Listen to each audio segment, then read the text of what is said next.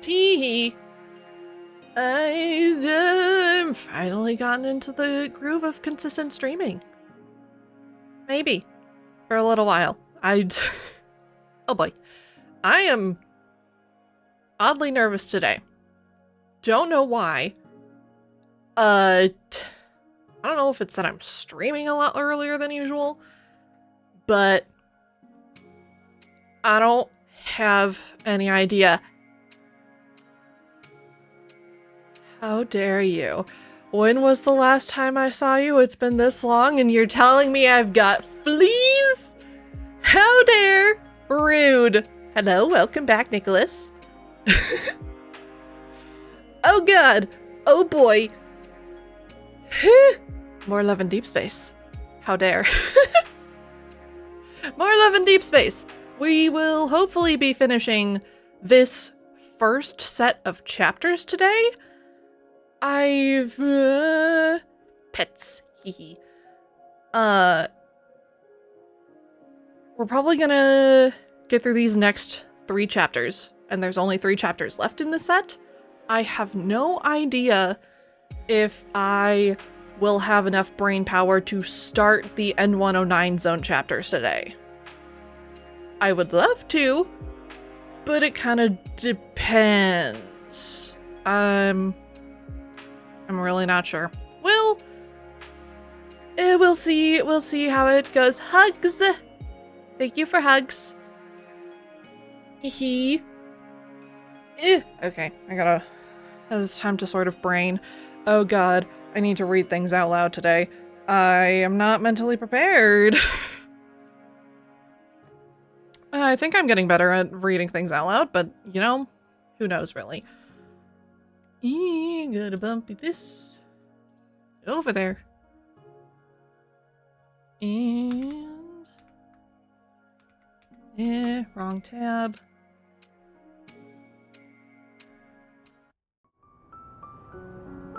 Maybe. Mayhaps, hopefully. Alright.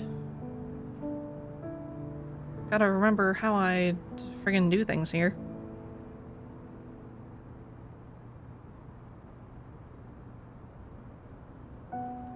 Legendary Lumiere. Oh heck yes. There's gonna be some things to note down here. God dang it! I forgot that this is a thing that it does. At least it's going pretty quick. That's good at least.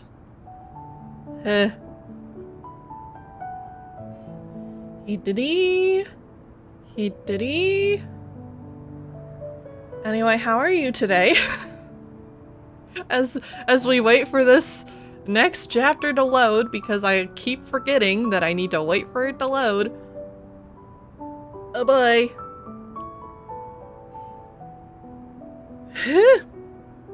My shoulder weirdly hurts today. I don't know why. I haven't done anything, but it is throwing my brain off. Eeh. Come on, you're not even halfway loaded, how dare you?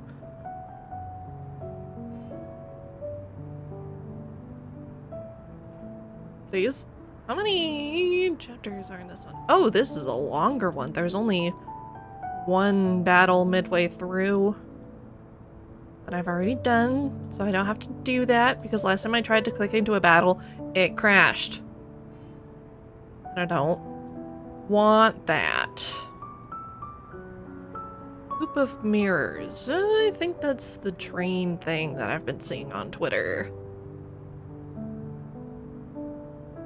Come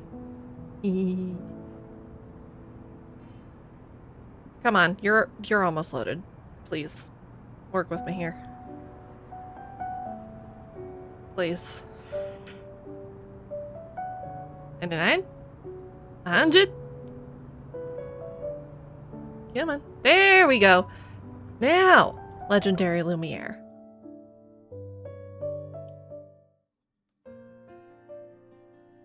This is a lot of story content, and I have already gone through it before, so I already know things. So if anything needs explaining, If anything seems confusing because I'm speaking as someone who already knows all the things, all the happenings, just let me know if anything's confusing. And I will do my best to explain. On the day after returning to Lincoln City, I went through the application process to access all available databases in the association. However, the word Anakinus was... Sorry. No relevant data entries can be found. Please use another database and try again. Great. How? It didn't seem like a secret since Captain Jenna mentioned them before. Are there hidden search results? I try again and type N109 zone. 51 relevant data entries found. Ooh. The N109 zone, once a hub for technological advancement, was destroyed during the disaster 14 years ago. It became a wasteland. The protofield has engulfed the no-hunt zone, isolating it from the outside world. Wanderers and fog act as a natural barrier, rendering this area free from the government's and the association's jurisdiction. Over time, countless misfits and exiles risked their lives to enter the N109 zone. Here's Johnny! Hey, Phobos! Various factions now exist in an area where violence and crime are the norm. The N109 zone is now a lawless place where morality is unheard of. Text continues to appear on the screen. As I quickly skim, my disappointment only grows. All of this vague information. I won't find any leads on the N109 zone from the association. I sigh and end my research. Suddenly, Tara's face appears in front of me. Hey! So, how was Snowcrest? Did you have fun? Tara! I grabbed the souvenir I brought back. The aurora was amazing. The mountains were beautiful, and there was this... You actually remembered? Hee. I love Tara. She happily accepts the souvenir and then leans in. I noticed you were looking into the N109 zone. Got a new mission already? Not really. That's a place even veteran hunters won't touch. Shouldn't Captain Jenna be extra prepared before heading in? The fewer people involved with Anakinus and District N109, the better. I hesitate for a moment, then beat around the bush. I was just curious. Even if Captain Jenna gave me the mission in person, I wouldn't accept it. Haha. I see. But I heard the people in the N109 zone are too busy cleaning up their own mess. They won't be causing trouble anytime soon. Oof. What do you mean? About a month ago, not long after our last mission ended, there was quite a spectacle in the N109 zone. Huh. Numerous deals were being made on the black market. A whole bunch of protocors were all cleaned out without a trace. What was the mission a month ago? And you know how the black market runs. Weapon augmentations, human experiments, medical research. They rely on protocors. Great. Who did it? No one knows. But according to the rumors... Anakinus? It's Lumiere. Oh! A chair slides into the space between Tara and me. God, I'm struggling today. I'm so sorry. Nero, when did you get in here? Lumiere? Yeah. Aside from him, nobody can just go in and out of the N109 zone. He pushes up his glasses, a glint of excitement flashing in his eyes. He is a big ol' Lumiere fanboy. Don't you know who he is? He's a mysterious hunter who appeared during the disaster 14 years ago. He was the first person to successfully kill a wanderer. Hee. The wanderer was really stunning. I mean, formidable. It's known as a... I know Lumiere. And it's possible we met before. Although my memory is a bit fuzzy, I still remember that rusty red rain. I could only see the shadow of a wanderer, but then a beam of light saved me. Yep. Still, I have no idea who protected me. But Lumiere hasn't shown up in ages.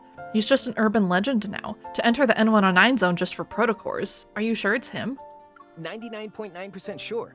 I heard that after he left the black market, he was on one of N109 zone's skyscrapers, destroying protocors like he was setting off fireworks. Yep, that sounds like him. Only he would be bold enough to provoke everyone in the N109 zone. Destroying protocors? It almost reminds me of Xavier. Because he is absolutely horrendous at keeping secrets. It sucks that Lumiere's whereabouts are always shrouded in mystery. If we found him, wouldn't places like the N109 zone be under our control? To find Lumiere. Tara's lighthearted joke gives me an idea.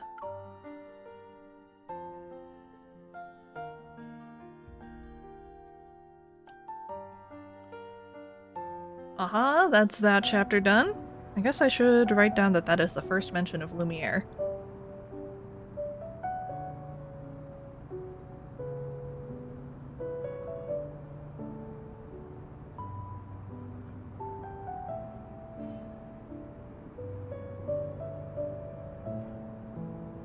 Excuse me, BlueStacks. Do I have to restart it already? How dare?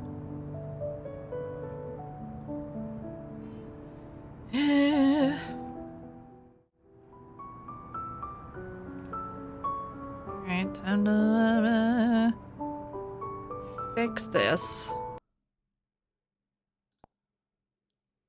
Please work. I would really, really love to do 3 chapters today, at least.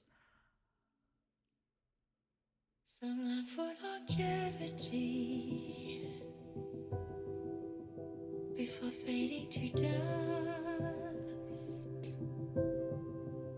Some love for eternal Let me in. sleep, as eulogy chanted by stars.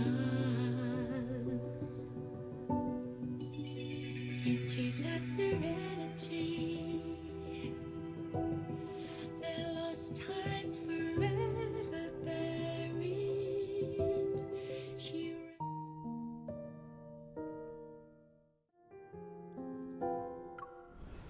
Oh yeah, I got a full screen. Hello, under deep space, endless nights. Late night encounter.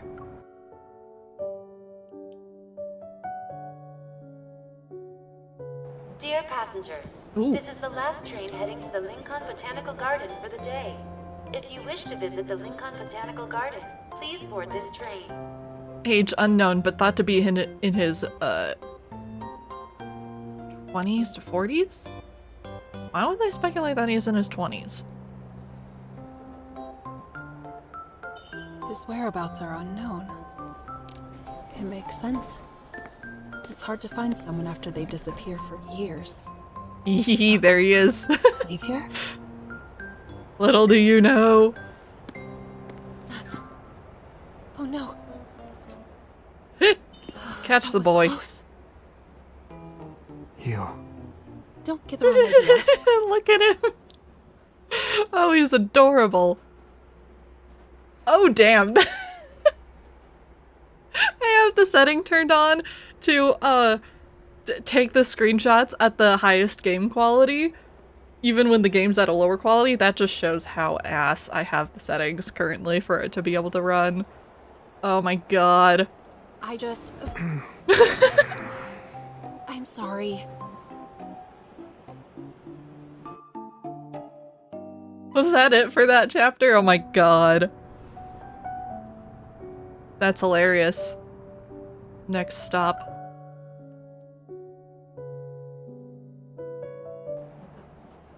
This is the last train of the Huh. day. Passengers who wish to Now that I disembark, think about please it. be aware. I haven't seen Xavier in over a month. Damn. A lot of things have happened since then. What you looking at, boy? Is there something outside? No. I never thought I'd bump into you on the subway. Same. Now I'm worried about what will happen next. Oh. Please don't say we're about to find ourselves in some crisis. You won't, right? You will. Sorry, but there is a crisis. I'm really hungry, and all the stores are closed. Boy. Oh my god, what a ding-dong. Maybe it's because Wanderers have been more active lately. Anyway, why are you just going home now? I was thinking about stuff, got distracted, and missed a bunch of trains. Great. Try not to ponder while in dangerous places next time. What? Wait, this train isn't going to eat me alive, is it? Haven't you heard of the urban legend? Oh god, he's trying to scare her off again. After midnight, an empty train will appear. Anyone unlucky enough to ride it will be dragged into the depths of the abyss. You look so serious. It will be midnight in 30 seconds. If we don't get off here, we'll be trapped in the abyss. Another ghost story? Do you like telling ghost stories? I take this train all the time. I've never encountered anything out of the ordinary. If something strange does happen, I hope you still have the guts. Speaking of which, why does it feel like we've been on this train for a while? Oh We should boy. have reached the next stop by now. This is West Garden Station. Doors West will Garden open on the Station? right. That can't be Exit right. in an orderly fashion. Boarded the train here. Oh boy. Careful. Something's off, Xavier. Let's get out here and... Don't. If you get off the train, you'll be stuck with no way out. That can't be because of a ghost, right? Nope, not a ghost. It's a wanderer. That should have been your first guess. Hee hee hee.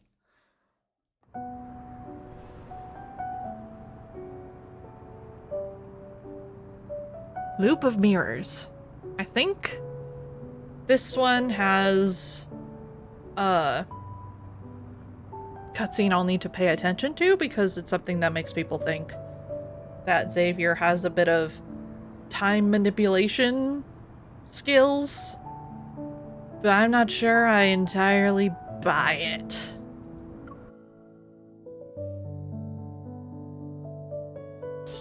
Nope, not a ghost.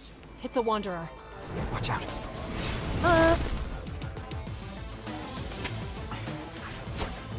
Yeah. Over there. Xavier, the wanderer is hiding in the glass. Not that side. Oh. Oh no.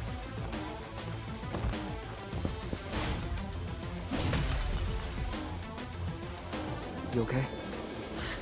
I'm fine. I'm not hurt. Was it just my imagination? West Garden Station. Doors Okay. That's the thing that people reference. And this wanderer is doing some, like, area time manipulation type of stuff. So, I don't know if I really read that as him manipulating time there. That's not what it looked like to me. That looked like some wanderer fuckery.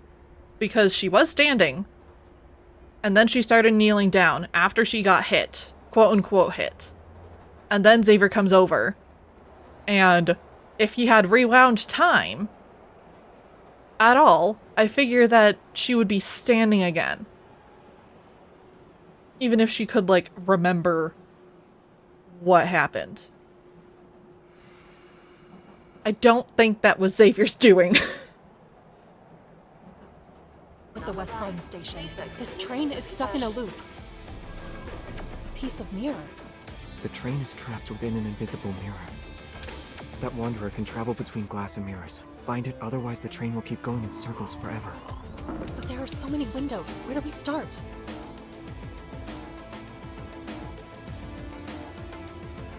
We just... I wish we got more cutscenes like this. don't let it hide.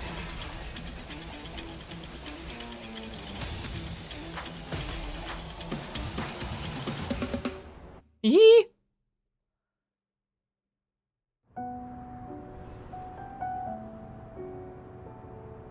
Ooh. Story time.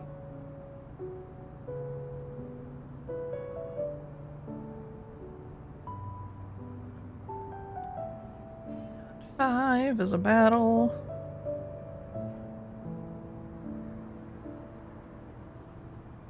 So we're on 6, falling asleep again.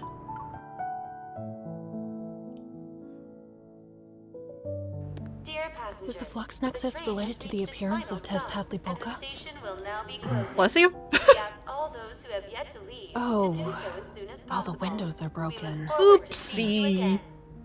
again. It's just that I wanted us to look for it carefully. I didn't expect you to.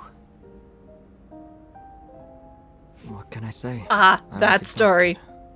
Yep. But yeah, Yep. Yep. Perfect. Oh my god, I remember that vividly. The greatest thing ever.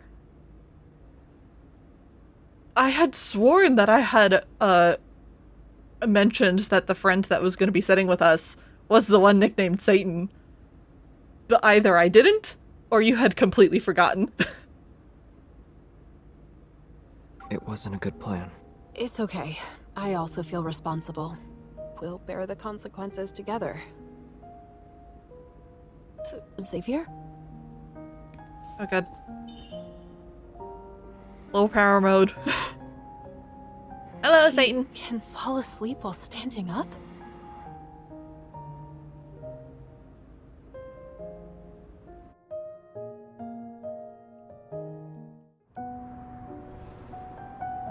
I'm gonna write that down.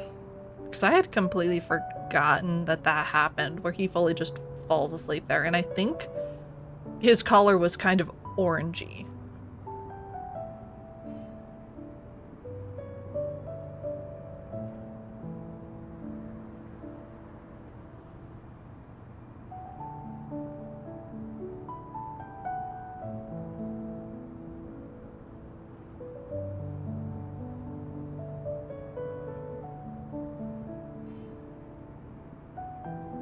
I wonder if...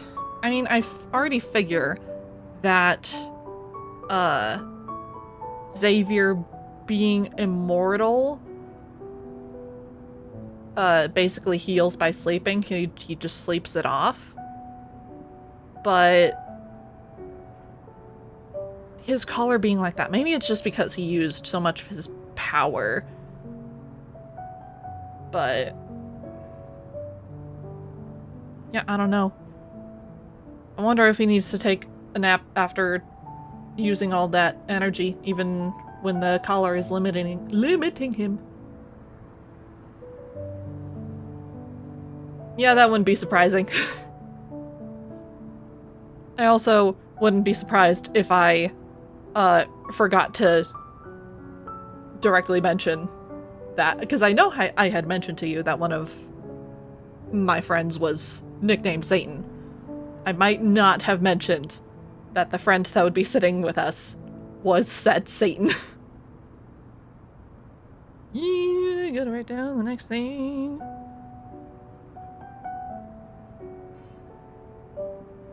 At midnight.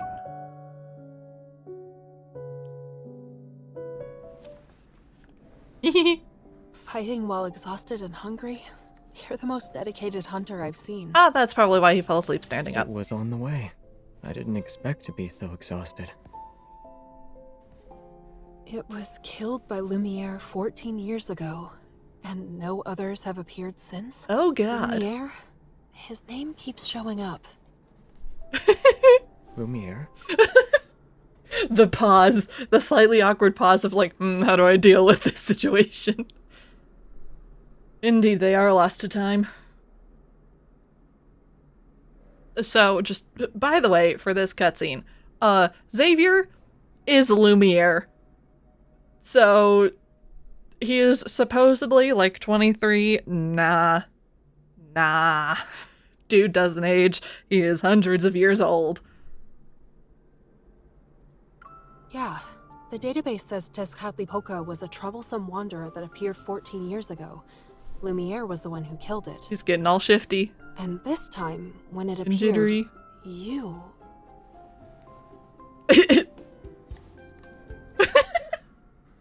dodging the question.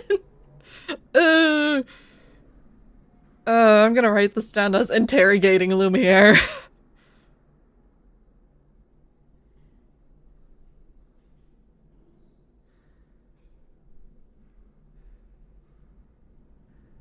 I love this.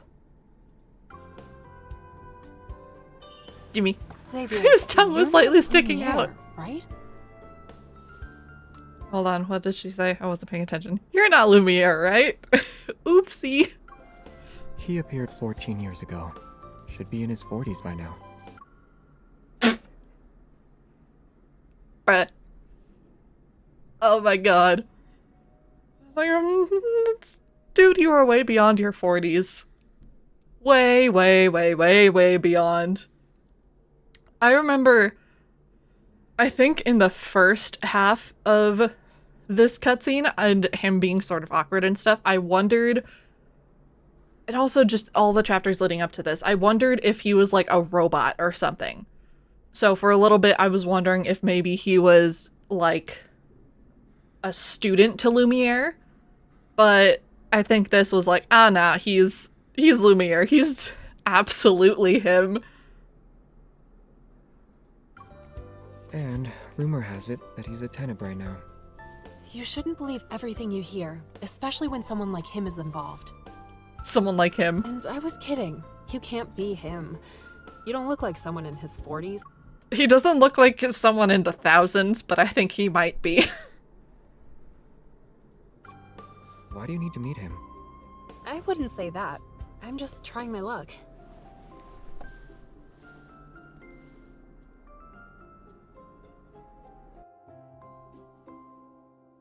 Love that.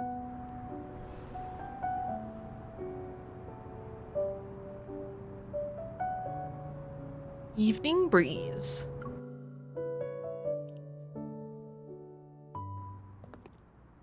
Only one to walk out of the N109 zone unscathed. Wiped out 3 important factions in the N109 zone overnight? You believe that? I'm just curious. If he can waltz into a dangerous place like the N109 zone and leave without a scratch, he must know a lot. Even if he's in the know, he might not remember much if he has a bad memory. But the more important thing here is, are you interested in him or the N109 zone? Both? Did you forget what Captain Jenna said? If we want to investigate the modified protocore, we need to look into Anakinus and the N109 zone. The mission doesn't require you to go there. I wasn't planning to. I thought I'd take a quick peek. Oh boy. I'm so sorry.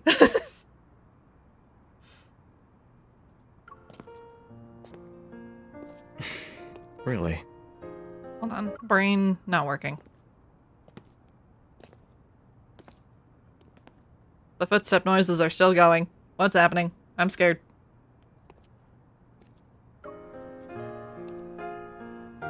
I'm well aware it's an area you can't just visit because you feel like it. And eventually you kinda do. In Silas's It's a route. dangerous place. One mistake and you forfeit your life, if you really want to go. Then you either have to have strength, or you have to blend in. Care to explain? It's like a melting pot. Everyone knows where people's loyalties lie, so they only acknowledge their allies. If you can't use brute force, blending in is the easiest way. But it's also quite the challenge. How do you know all this? This stuff isn't top secret. One just needs to dig a little. Are you sure? Yet, no one said anything about it to me before. That's enough gossiping for today. This is my house. You should head home too. The sooner the better. Actually, I live here. In this building. They're neighbors. Okay. I don't think she has been living there for very long, but the idea of Xavier realizing, oh my god, I've been living just above the love of my life for this long. That's just a hilarious thought to me. And they were neighbors. That's gonna ring true real quick in certain timelines. Oh boy. Dude, some of the side content I go through at this point where I think all the characters are very much in a developed relationship with MC. I'm just like, why don't you two live together yet? You already live in the same building. I don't think it'll be that difficult to be like, we'll just live in the same place. And their apartments are huge. They'd be able to manage. It'd be fine.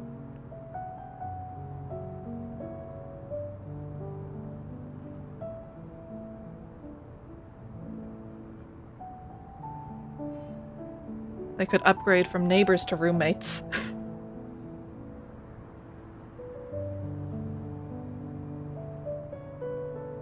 This is a pretty quick chapter. And they were roommates. Your distance.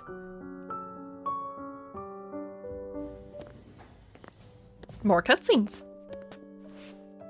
They Never would have could. expected this. Xavier lives on the floor above me. It's not surprising. A lot of hunters live around here. But the fact that we're only separated by a floor is a bit too coincidental. Actually, I moved in over 6 months ago, so that makes you more suspicious compared to me. Okay, but you know an awful lot about the N109 zone.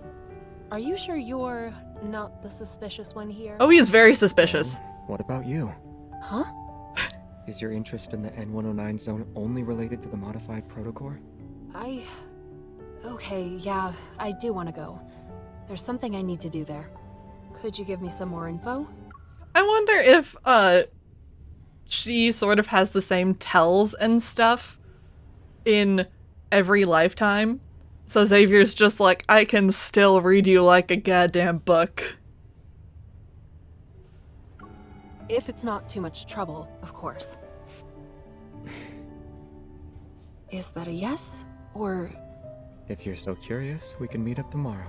Aha. really? Asking her on a date, huh?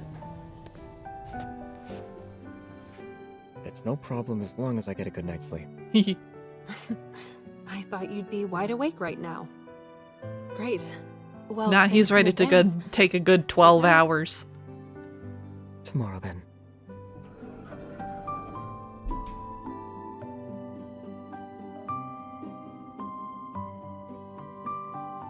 Ooh, what's an interesting concept? There's that. Now we're on to 10.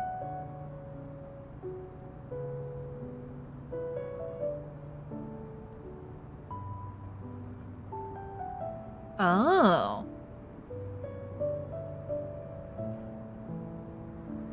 Yeah.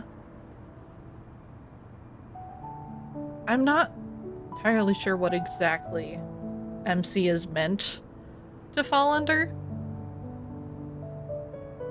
I don't know. There hasn't been any direct mention of like, you're the same as you've always been. But who knows? First visit.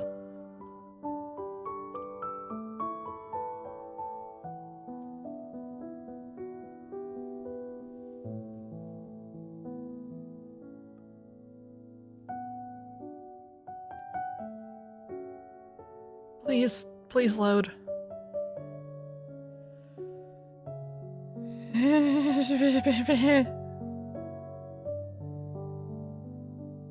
I think I have to reset it again. Yep, it's not budging. Okay.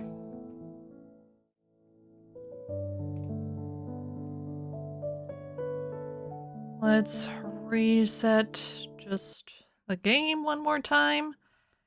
And if it messes up again, I will reset BlueStacks.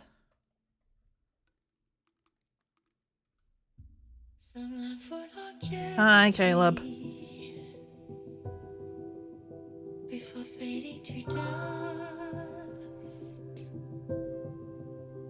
Some long for eternal sleep, as eulogy chanted by stars. Game? Into that serenity. There we go. Thank you. Lost time for You're here. Perfect. I want to introduce you to the new brush I've been working with this week. Wow, Raphael. Take me back.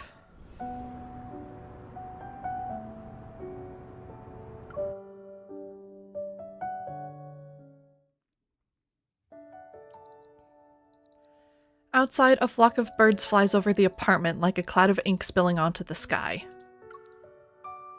It's 11 a.m. Or it's 11 a.m. now. Xavier should already be awake, right? Wouldn't be too sure about that, miss. Worried that he isn't, I pace back and forth for another hour. Then I, feeling antsy, immediately head upstairs.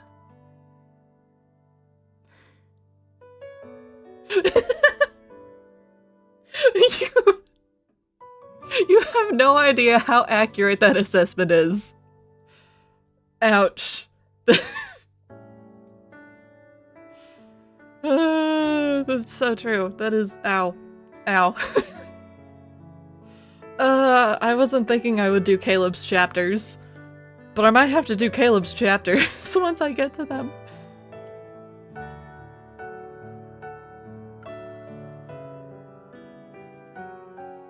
Even when I'm outside Unit 602, I still can't believe Xavier is basically my neighbor. Knock.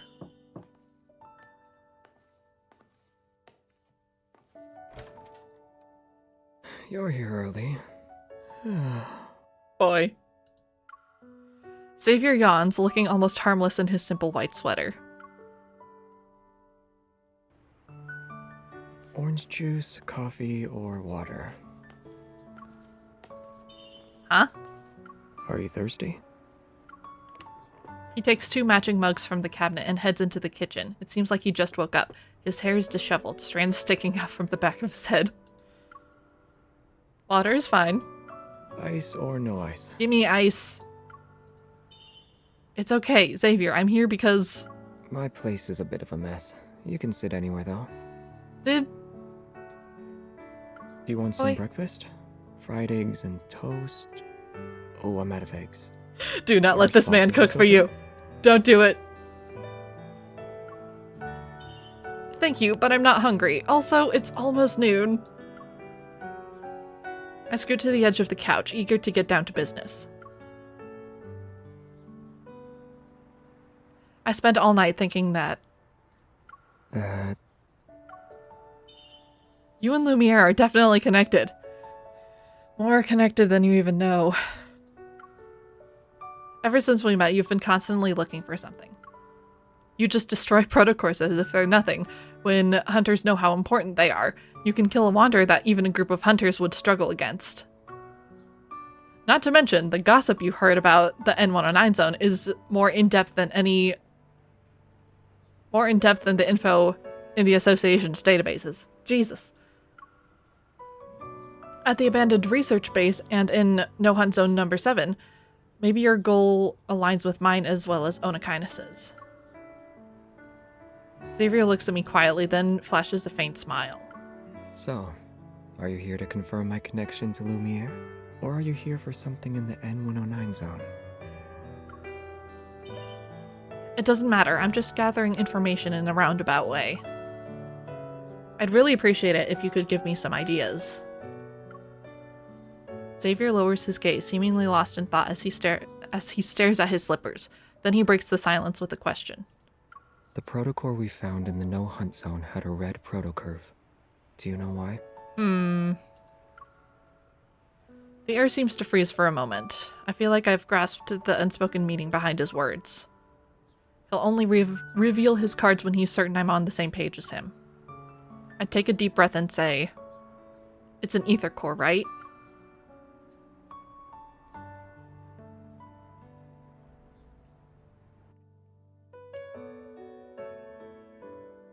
And that's that chapter. Ooh, last one for this section.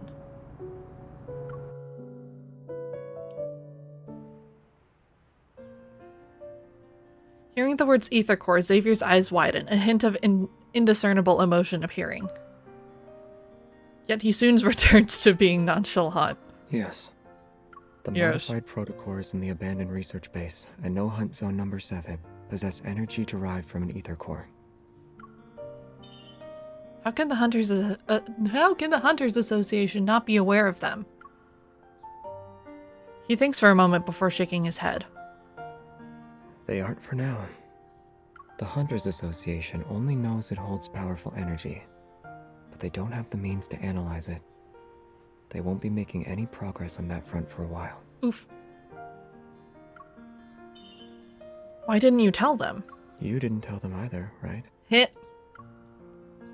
He remains calm as he avoids answering my question. Everyone has secrets and their reasons for doing things. Regardless, I won't be your enemy. And it appears you have more secrets than me. Oof. She definitely doesn't, but... Nervous, I avert my gaze. The reason you want to investigate the N109 zone is because of your family. Am I wrong? You also heard about it? I take a deep breath and look into his eyes. The secrets surrounding the ether core can explain what happened to me and them. But since we both want to look into this, even if you aren't my enemy now, you might be later. Distressed, Xavier furrows his brow. I silently apologize to him in my heart. Suddenly, he grabs my arm and the user interface for the Hunter's Watch appears. Xavier has requested to synchronize access privileges. Accept? T? Before I can react, Xavier accepts the request on my watch. Synchronizing access privileges. Please wait. Synchronization complete. Your current access privileges are at the highest level. I want to know how he got this far into the Hunters Association. Like, how long has he been working for them to gain seemingly that level of trust? Or did he, probably knowing how to tinker with things and hack into things, did he sneak his way into having, high access privileges? Huh? What's a euphemism? Huh? This like delay for chats is not, or for my stream and then influencing chat is not good for brain piecing things together. You can use the best training grounds available. Use the S-Rank database and request weapons from Armory 0001 through 0005. Caleb? Not quite. Access privileges? Oh, I don't know. I'm stunned. With an air of serenity, Xavier smiles at me. Now do you trust me? You gave me access privileges just like that? You should have thought about it some more. They expire in 24 hours. Cool, great, thanks. There's a time limit. You have 23 hours and 59 minutes remaining. Cool, great, there's a time limit. I quickly stand up and get ready to leave. I take a few steps before turning around. Thank you. You're welcome. Nothing in this world can be fully explained. Still, I hope you find out the truth. Leaning against the bookshelf, he waves. As soon as I reach the door, a strange scent catches my attention. I turn around again. Oh no. Did you forget something? Xavier, what's that smell? Hmm? Something's burning. You must have left the oven on. Oops. Oh no. You put... What?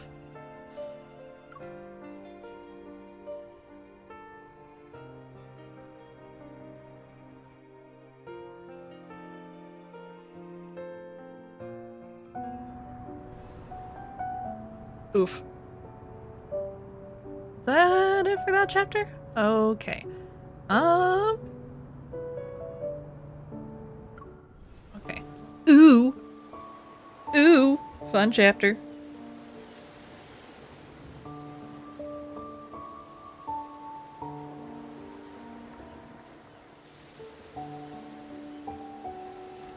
Interesting chapter.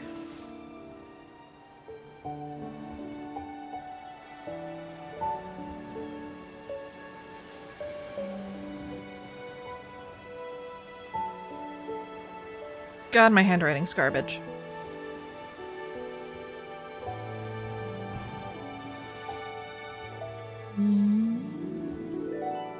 This is the Raphael-centric chapter. I keep forgetting that things need to be downloaded.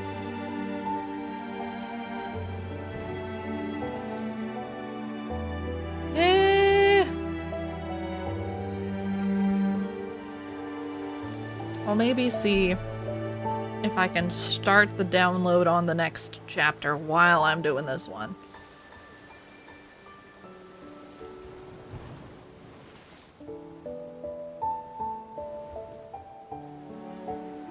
Okay, this one's a tiny bit shorter.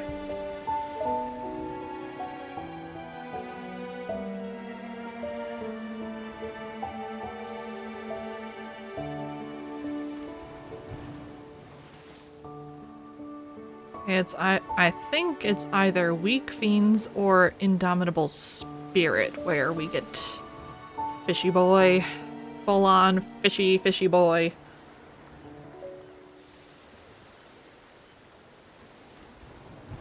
Come on, you're so close. Give.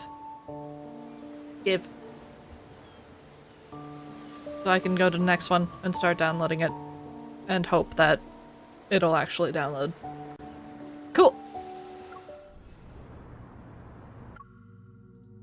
Yep, start downloading that. I really hope you keep continuing to download. Investigation. Thanks to Xavier temporarily synchronizing our access privileges, I'm able to use the highest ranked database in the Hunters Association. After spending most of the day searching, a news article from 2 years ago catches my eye. Located in the heart of Lincoln City, a man in his 50s was murdered in a luxurious apartment. The killer has never been caught. Ooh. All the evidence points to Anakinus, but it's still not enough to be certain. An unsolved case. If Anakinus is the culprit, then they're clearly able to manipulate the media, but they didn't. Maybe they're trying to send a message. Even though the association blocked all insider channels, there are some encrypted ones. For a small fee, a person can locate the source. Ooh. Hi, all I got is a single crime scene photo and a bad audio clip. Still want them? Yeah. Why are you looking into Anakinus? Got a score to settle? Something else I can't see? Will it show here? No. Whatever that was, except, okay, sure. I missed some things. Oh, great. The photo finishes downloading. It takes up the entire screen. There's a room filled with classical furniture. An untouched bottle of expensive wine sits on the nightstand. It appears its owner died before he could have a chance to celebrate.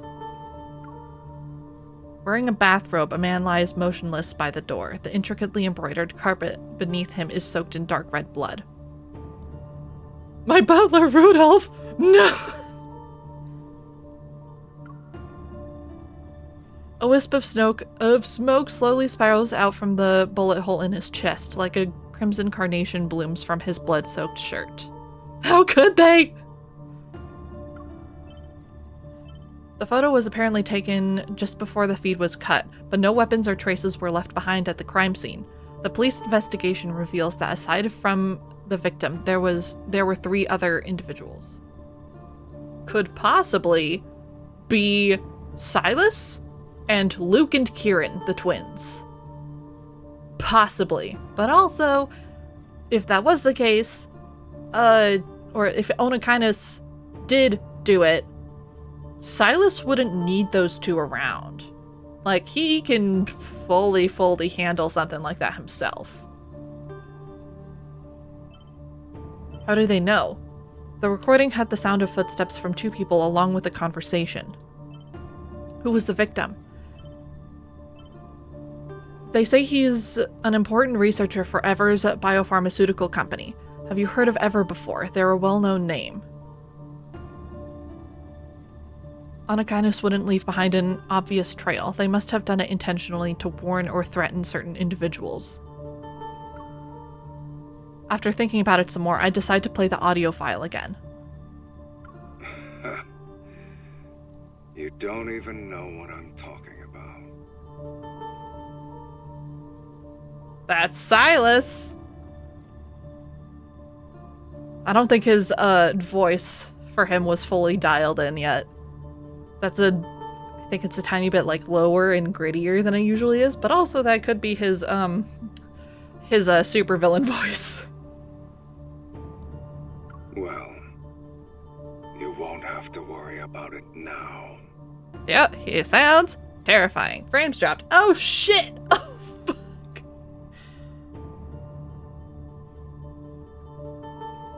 Okay, it looks like it's bounced back on my end at least. Hopefully it's all good. I just look to the side and I see red. It says it's green now. Hopefully it's all good. Hopefully. Good. Cool. Great. Silas! Okay, I need to write that down. Ooh.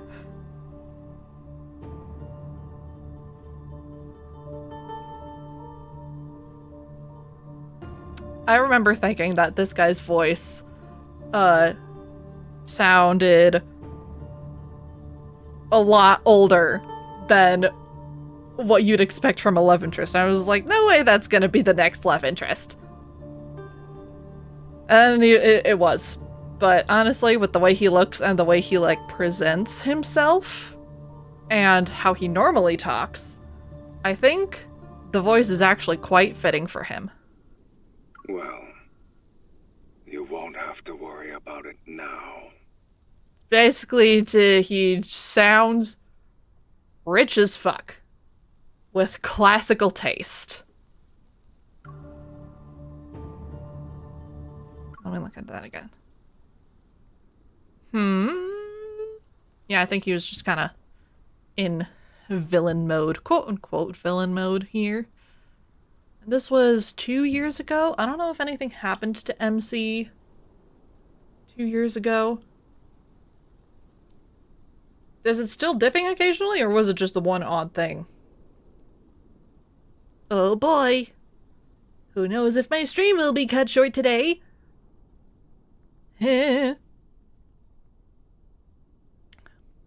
Okay, so this murder was Onakainus. So he did go with Luke and Kieran.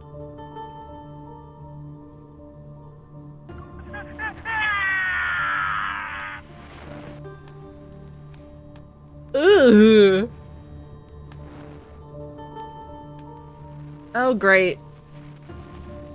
As long as it bounces back fairly quick, it's fine. I think whenever I watch my streams back, I'll see some places where frames have definitely dropped, but it always bounces back. As long as it doesn't stay absolutely horrendous, I think we're good. Hopefully, fingers crossed, knock on wood. A scream cuts through the air. What follows is silence and then harsh static. I keep replaying the clip over and over, trying to etch this voice into my memory. Hee hee hee. As my cursor is about to click the X on the top right-hand corner, a new message stops me. Are you interested in the N109 zone because you're looking for work? A new bounty has been put up. Want to take a look? Let me earn that referral payment. Okay. Noted. I'll look back in that and see if that's the type of thing that I've been seeing whenever I watch my streams back to check for things. Who's the target? A user has requested to send an image. Accept? I kind of forgot about this a little bit. Raphael, no! Not my boy!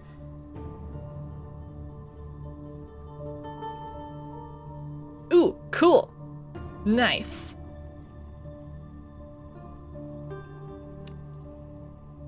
After seeing the photo, a chill runs down my spine.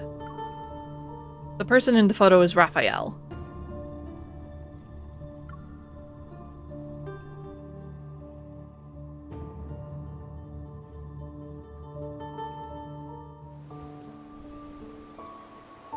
I can't turn in my boy.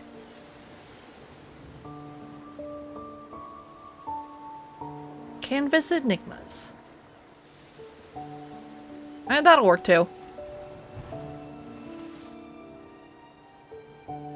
It should be fine either way because I do watch back a good amount of my streams to check the tracking and make sure that's all good.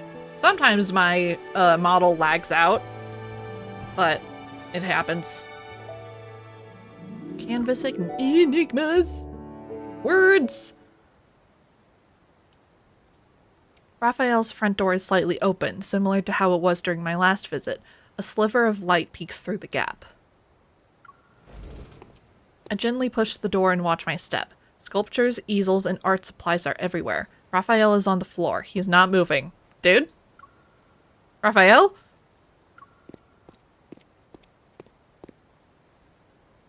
I quickly approached him and leaned down. Our faces a breath apart. Raphael's expression is peaceful, as if he's lost in a dream. Look at the eepy boy. I put my finger near his nose and feel his soft breath against my skin. He's still alive. A breeze passes the white curtains by the window and litters the floor with sheets of drawing paper. I bend down to pick one up. Some of the messy sketches depict splendid architecture, others surging waves. Some sketches are so abstract that I can't tell what they are. They do share one thing in common, however. Written on the bottom right-hand on the bottom right-hand corner is the tiny word, Lemuria. Wakey wakey. Still sleepy, he looks my way with a half-lidded gaze.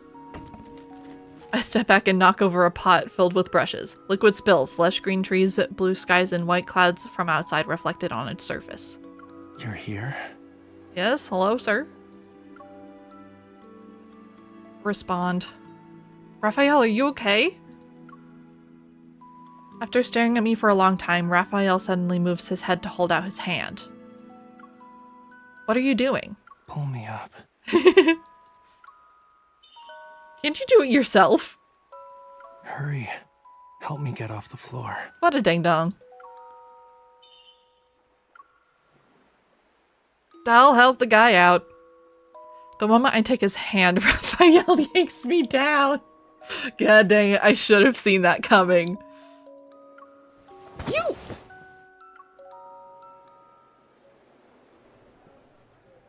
You're really nice.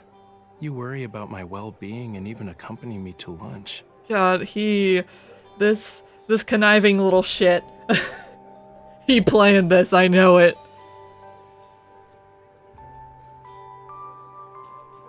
So, did you see anything suspicious? I might have to replay this chapter just to see what the other responses do, because I'm pretty sure I chose those exact same responses the last time I played. Everyone was staring at the haphazardly parked sports car outside. Isn't it awesome? My car installation art. It's one of a kind. True. Now what? There's a crowd swarming your car. How can we leave? Having a bunch of people is the best cover. If anything dangerous shows up, we ditch the car and sprint through the back door. It's like vanishing into thin air. Wow. I take a deep breath to calm myself.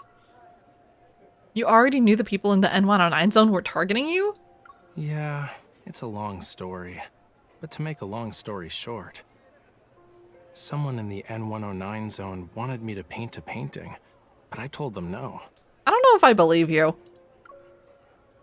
Out of nowhere, Raphael pulls out a carbon fiber pen, smooths out a napkin on the table, and starts doodling.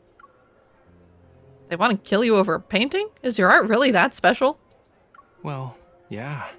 They discovered the secret message in my painting, which would lead them to their heart's desire. I haven't seen many of Raphael's paintings, but the one at Raymond's house left a lasting impression on me. I recall my memories of that time and realize an important clue. Is what they're after related to the illusion in your painting? A quote-unquote painting. His pen stops moving and it creates a large blot of ink on the napkin. An illusion? What did you see? I saw a young girl on the beach. She was singing a song I didn't understand. It sounded sad. Is the painting special because you used the coral stone from that day? Yup. I heard it's kinda rare. It was found near the bottom of the ocean, in a place called Lemuria. You're home!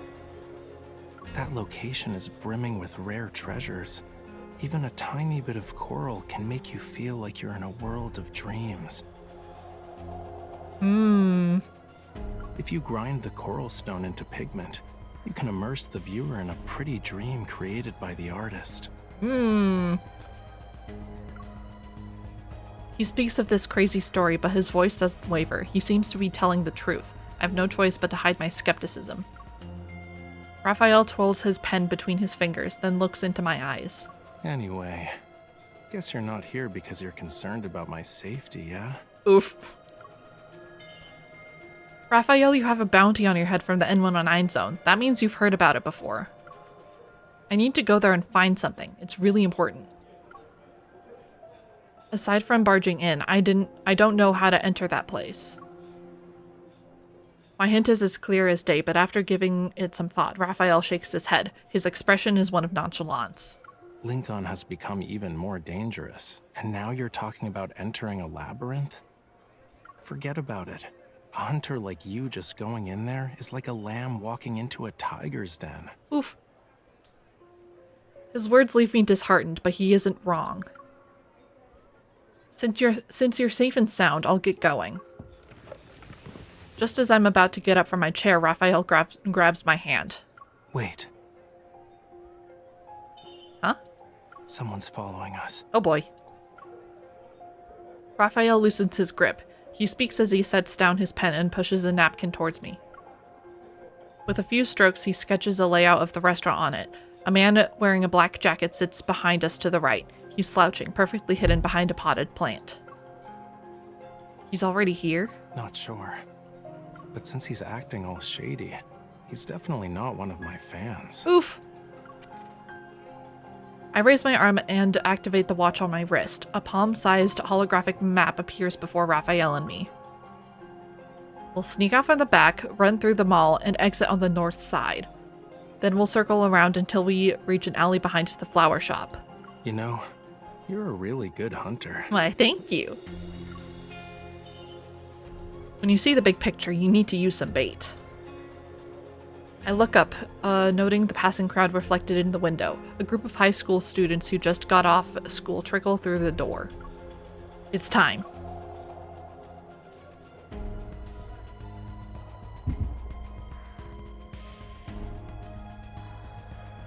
That was only the second chapter. This one's gonna be a bit longer.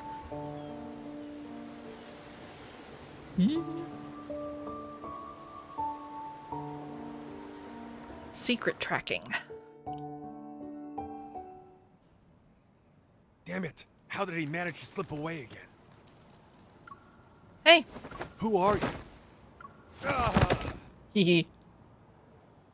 Lacks a weapon and any sort of defensive gear. Aside from pretending to act tough, he's not trained. If he's a professional hitman, he's really, really pathetic. It could all be an act, you know. Knocking him down in one fell swoop. Want to do an encore? A middle-aged man wearing a mask is huddled in the corner, his body shaking as he hears those words. He's the epitome of anxiety. I'm not a murderer. I'm just a guy trying to get a scoop. As the man struggles, a piece of paper slips out from his chest pocket. Raphael picks it up, blows off the dirt, and holds it towards the sunlight. A reporter from Weekly Arts. Finish him! Yes! You know them? A second-rate art magazine. They scrape by on tidbits they pry from socialites and artists. No witnesses.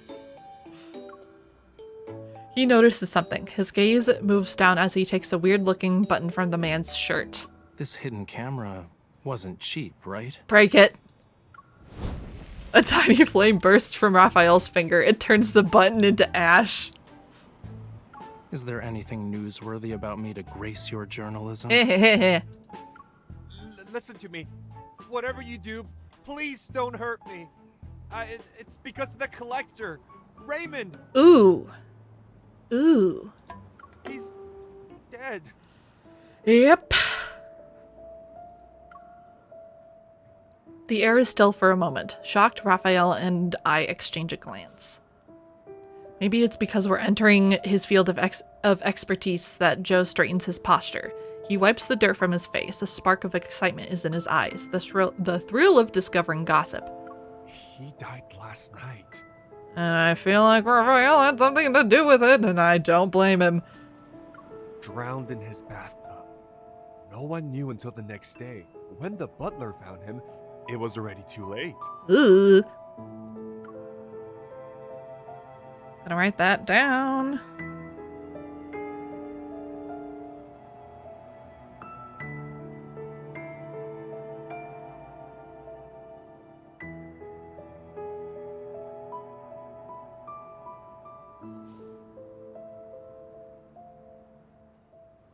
A water-related death? Suspicious.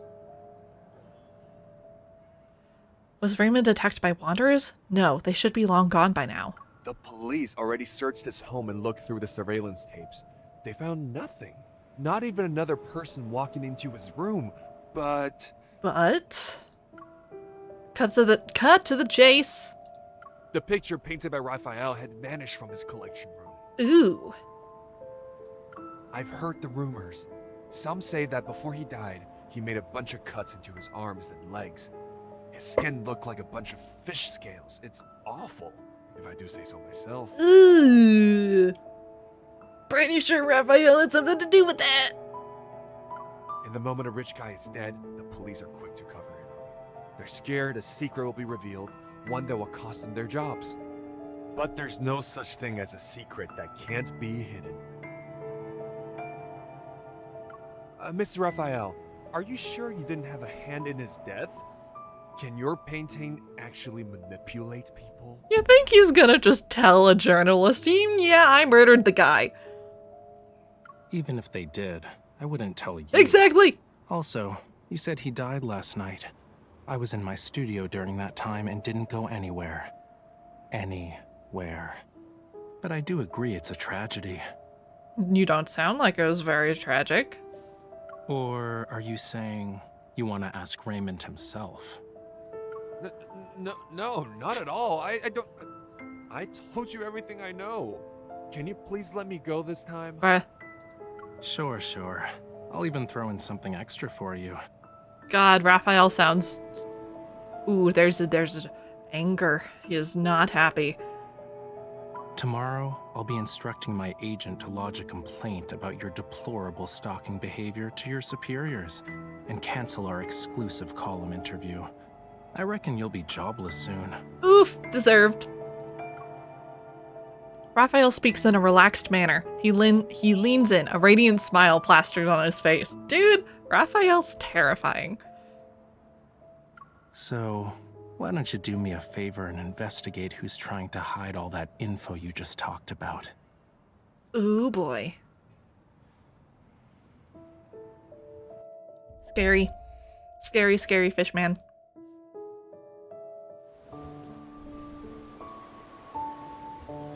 Next one.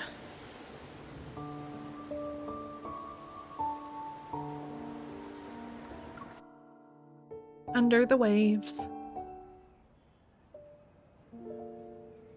A swarm of white moths dances around the streetlight under the gray sky, waiting for nightfall. We climb the stone steps to a garden in the sky. Below us is Lincoln's liveliest district. A field of grass stretches out before us. It's flanked by trees from both sides, a vibrant sight to behold. Across the street is a floating holographic ad. Flying above the cityscape, it promotes Raphael's art exhibition for the next month. A slate blue sea engulfs the city like a mist, cascading onto the towering skyscrapers. From buildings to traffic, all is submerged in the tide. While it's obviously a trick of the light, curious people can't help but stop and reach out to touch the swimming fish that pass them. You know what sells the most? Paintings of a calm sea. They can get pretty expensive. Good thing that's your expertise. The more violent and chaotic the ocean, the less people are interested in it. Maybe that's more so your expertise. Humans can't sense disasters like animals do, so we subconsciously distance ourselves from things like bad weather. From your last art exhibition, you told me the painting was from one of your dreams. I stare at the virtual sea of swimming fish, or of fish swimming, merging into the night sky. It's unsettling yet alluring as the lines between dreams and reality is blurred. Is this another one of your dreams? Yup, you got that right. I daydream in my studio all the time. It's kind of hard to remember what the real world's like. Thanks for bringing me out of my dreams today. Oh.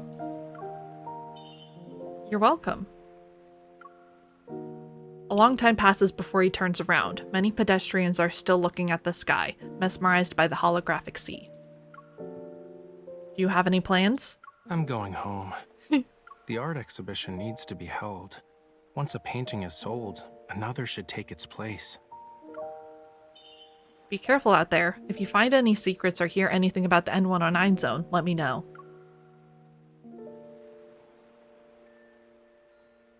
Brushing off the grass clinging to my clothes, I stand up and say goodbye. But I still don't have the paint needed to finish the piece I'm working on.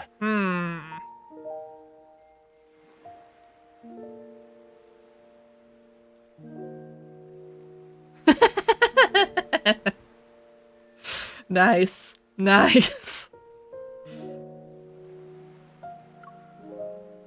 Raphael sits up, his eyes sparkling as he looks at me. I have a bad feeling about this. Don't you remember our deal? Yep. What? I saw how you fought, quick and precise. That final strike was unlike anything I've seen before. If you could be my bodyguard. Protect me on our journey together. If we find an alternative, I'll happily give you what's in my hand right now.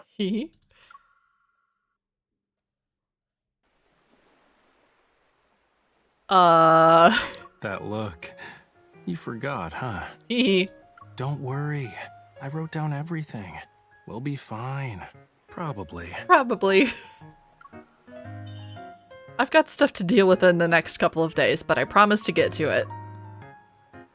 I say a half-hearted promise, and I'm ready to run when I hear a soft sigh from him. I have an idea on how we can sneak into the N109 zone. You're such an ass! You do? He has my attention. I move closer to listen. Raphael quickly averts his gaze, clearly caught off guard. You said it yourself. When you see the big picture, you need to use some bait. Why not come up with a master plan? Become the best bait for Anakinus. So I should use myself to lure them out? That'll be easy! He nods and continues to speculate. To be their target, you must have something they want, like info or something. You can decide whether to take the risk or not. Maybe a small opening is all it will take to get them to expose themselves. Every word that Raphael says isn't wrong. I bite my lip. Even so, we need to find the perfect fishing spot to make sure our big fish bites the hook. Why am I struggling so much? I can lead you there. Trade intel for intel. Gamble to make gambles with higher stakes. But whether or not you can play the game is up to you. Sir? Trade intel for intel. Gamble to make gambles with higher stakes. But whether or not you can play the game is up to you. But whether or not... That's an odd line read. He once again stares at the sea of... He once again stares at the sea of car lights under the overpass. Like the receding tide, the holograms fade and reveal the street. I need to think about it. It's just a suggestion. The choice is yours. If you want to do it, meet me tomorrow by the docks at White Sand Bay. Hee hee. Adventuring time.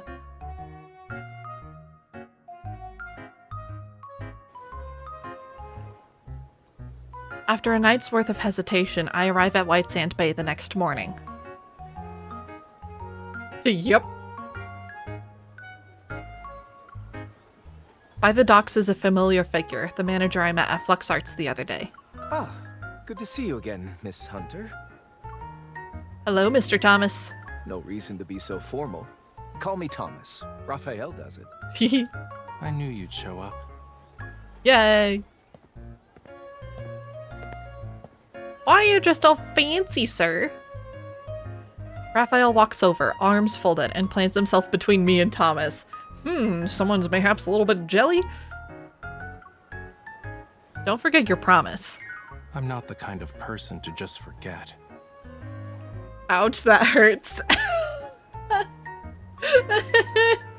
Because they made a promise when they were kids to meet up every year, and she forgot. Yes, sir, I'd like to make a withdrawal. You two get along well.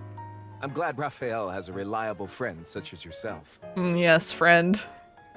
Stop treating her like she's my babysitter. Accurate statement. Accurate statement.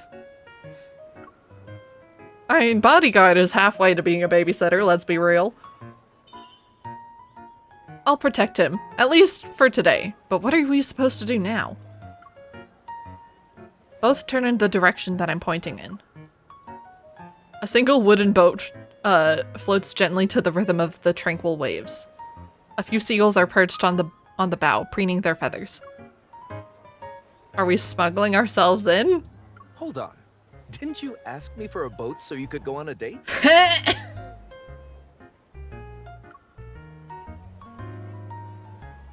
Is that why he's all dressed up? God, I love Raphael. This is why he rapidly became my favorite character, very much against my will.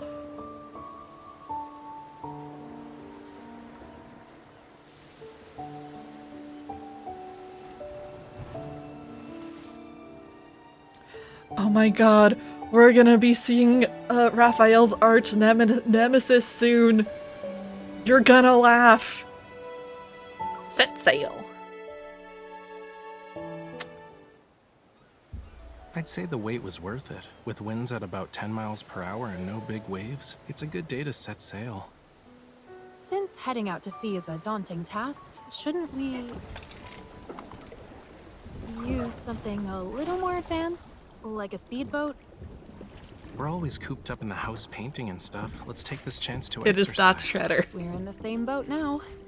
It's time to tell me what's I next. mean, depending on how you treat it, You're it just could gonna turn do what into you normally Shredder. do. Fight. That's Hat Island. It's having unusual energy fluctuations, and a weird wanderer appeared.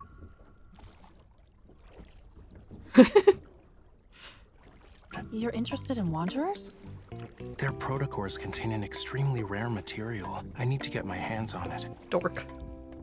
I'll use it to make paint and create some art, as one does. Dork. Really? Protocores can be used for painting? I'm not a 3-year-old. Weird. The island is literally right there, but we've been rowing for 30 minutes and still no signs of land. Are you rowing around in circles? I'm definitely trying to move this boat along, but you keep rowing us back. That explains why we've been going in circles.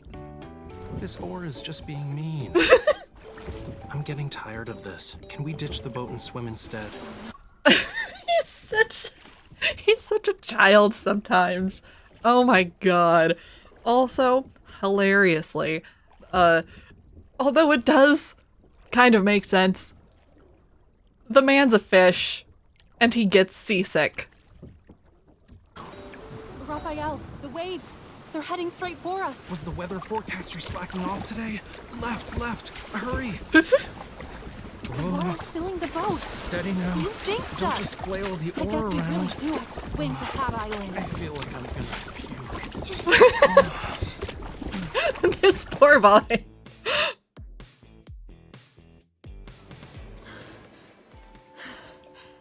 Oh, look at that sand.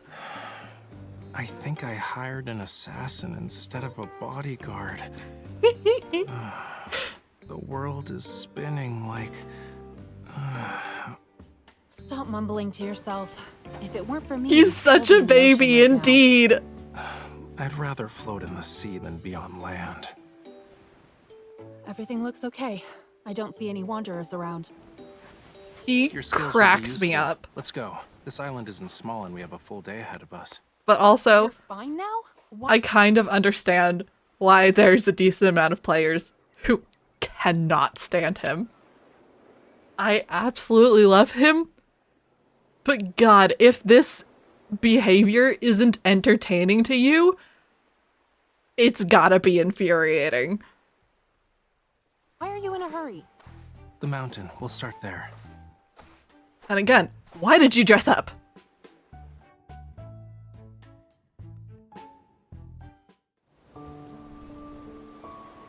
Next one. Hopefully his arch nemesis shows up here.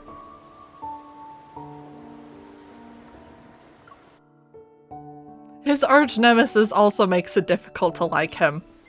But again, I find it I don't hilarious. see any signs of life. I remember visiting this place as a kid. That's fair. That's big fair. While on a field trip. A field trip? What's that? You've never been on one before? Children line up with their bags filled with all sorts of snacks. And of course, we rode a I travel wonder log, if it's not a and- rich people thing. Because he went to human school. So if he went to like a public school that had field trips, he would know what a field trip is. Unless maybe he was homeschooled. No. He went to human school. Yep. Thank you for the explanation of that. I would not have... I recognize the word. I would not have been able to understand. Heh. My brain runs at like half capacity whenever I hit start stream, I swear. Wow. You were all brave kids to visit places like these. I'm impressed. More than a decade has passed. Change is inevitable. The resonance is weak, and the watch isn't detecting anything. It's possible wanderers aren't involved. Your little watch thing doesn't seem to work that well. Where's the... Okay, while I remembered this, while I'm thinking about it, so Raphael's age is listed to be 24, and it seems like the main character is like 24, 25, kind of leaning towards 24. There is now a theory that honestly I really buy, and it is like probably just straight at the truth. It's just said vaguely because show don't tell type thing. Basically, Raphael was born because MC was born. 'Cause she has his heart. So when she awakens, the sea god awakens. 'Cause they have that connection. And I really buy into that. For that being why they're like the same age. Coral stone. Huh? So what? Are you planning to use your blood again? Or like you can use your evol. The coral stone is from this water. If you notice something weird, He it looks might so be cranky. tainted with the same kind of metaflux. Use your evol to resonate with it. Creating a similar signal might just be good enough to lure them out. Try? Sending out a signal. Got it. Yee. The fluctuation is faint. I can barely sense it. Wait. You could crack open nuts using that much strength. Please don't destroy my last sample. Wow. Priorities. You're not in an arm wrestling match. Let's do this together. Close your eyes. Focus all your senses on your hands.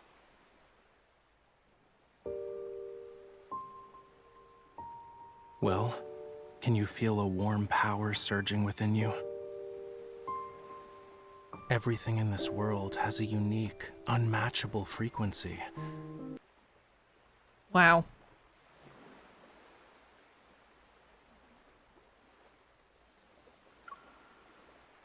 Excuse? Game? But your evol allows you to change your frequency. You can resonate with others.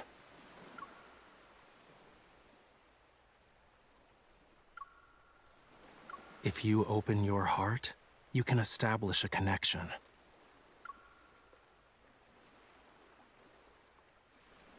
This is a small and bit share broken. Your power. Look at how beautiful he is. Really? If you believe. Oh god. Oh no, that's not good. I am so sorry.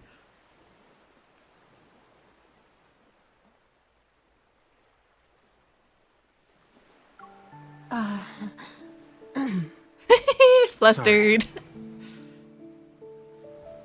Okay, I'll try it. Ooh.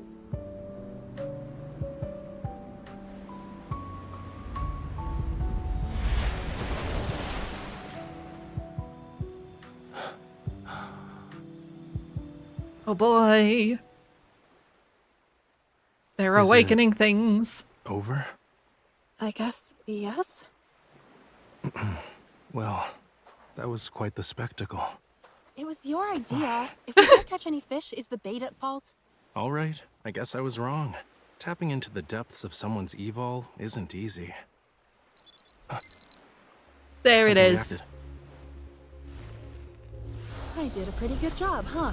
Don't you think? You're even better than I expected. Yee.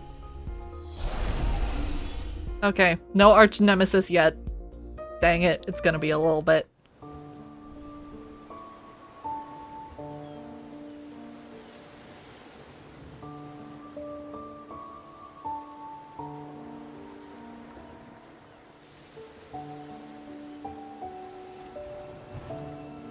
Weak fiends.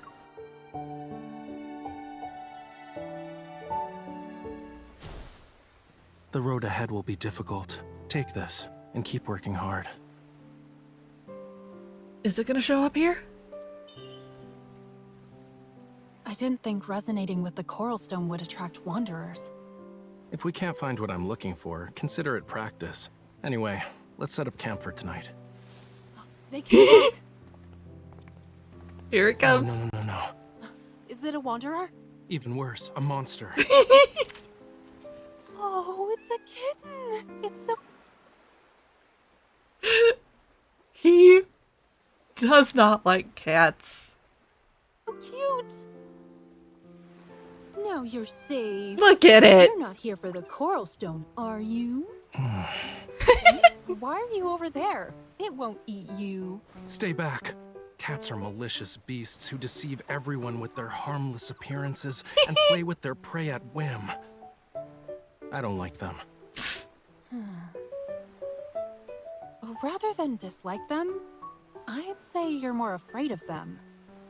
Isn't that right, Raphael? Yeah. Nope, I just don't care. I don't care about cats. At all. It's hurt. Look, something's off about its injury. Whoa, stay back. You're not allowed near me after touching that. You have to choose, me or the cat. You can see that I favorited these voice lines. He's so dumb. But honestly, can't super blame him for not liking cats. It's the fishy blood in him talking.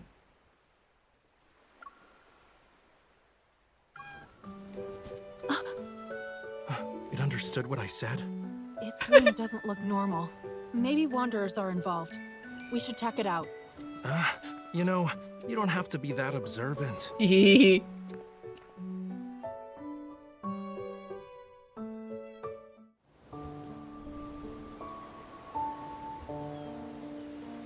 Next one.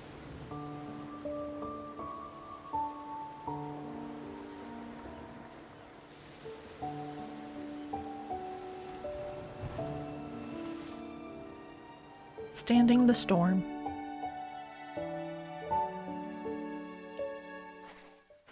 We're not gonna disturb the cat's home, right? That little monster is obviously trying to get some affection. Don't waste your time. Look!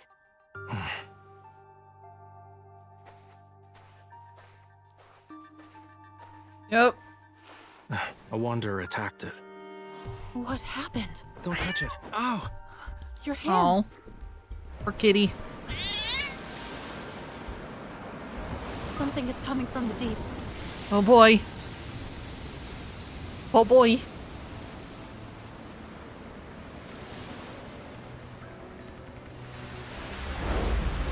Oh, but fun fact about the cat thing. There's a mini game called Kitty Cards, and in universe it's played with like actual kittens. They're evil kittens, so they're like a special type of cat. But he really makes an effort to somewhat overcome his fear of cats just to be able to play kitty cards with MC. And it's adorable.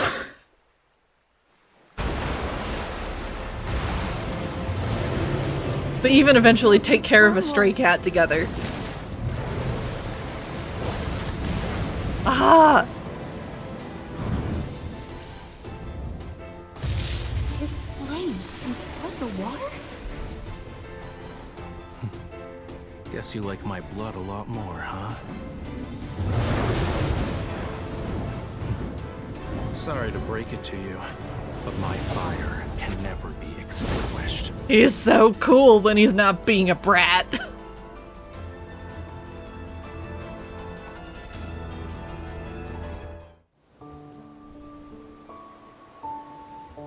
Ooh.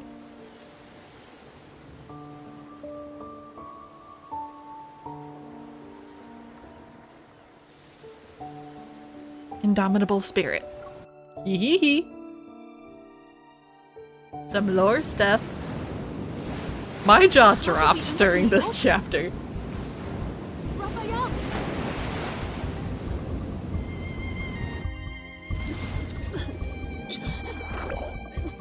I need to get to the surface. Where's Raphael? All the fishies. Stay back. Otherwise, I can't guarantee your safety. What about you? What are you doing? He keeps trying to get close. Not your concern. Raphael. It's settled then. If you don't return, Tiny baby Raphael. I'll chase you to the ends of the earth. He took that a little literally. Kind of became a little bit of a stalker.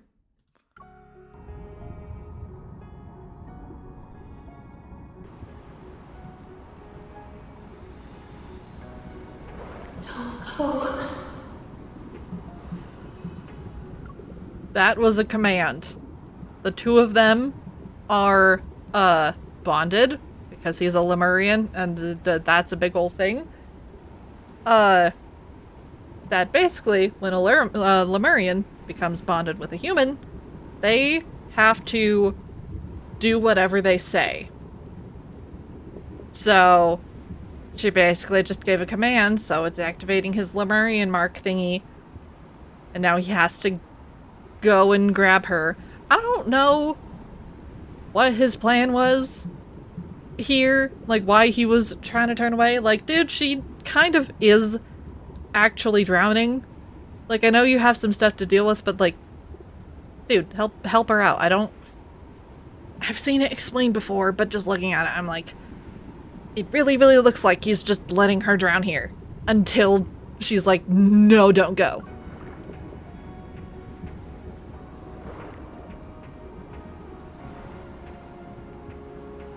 You forgot everything, yet you still insist. Love this cutscene. All right, this is your choice. God, it's so pretty. It's so cool. And the scales. And he's a merman. I had no idea he was a merman. I knew he was Lemurian, but I was imagining Lemuria as like Disney's Atlantis, where they're not mer people. So I kind of screamed when this happened. Oh boy. Also, we have yet to see his fishy tail again after this, and it makes me upset. Like, dude, you tease it a tiny little bitty bit and just never show us again. You clearly, like, did a lot of work to do this. Just show us the fish man, goddammit. He also has, like, some voice line later where it's like, no, of course I don't have a tail. Dude, we've seen it. Don't lie to us.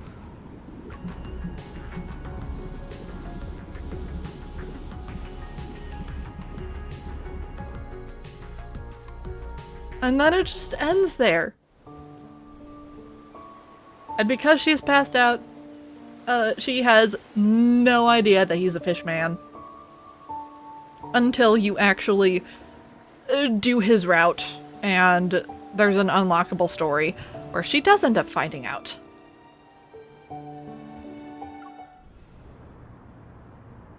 Now we're in Galactic Sunset.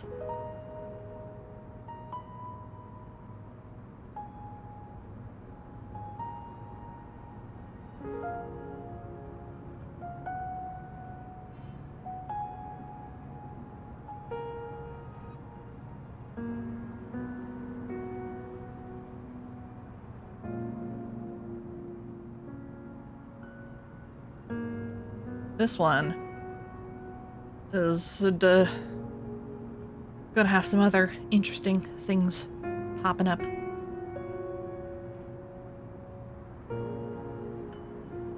Bonfire.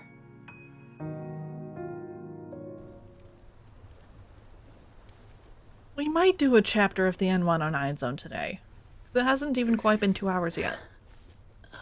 Raphael? You're awake? Yeah. Are you alright? In the ocean, I thought you... The line between being kind and being dumb is very thin. A small smart fish swims away while it still can when the big fish are hunting. You're the idiot. The whirlpool was obviously a death trap, but you just swam right into it. Because he can swim right out of it just fine. Anyway, thanks. You were the one who pulled me out of the water, right? I thought I heard your voice before I blacked out.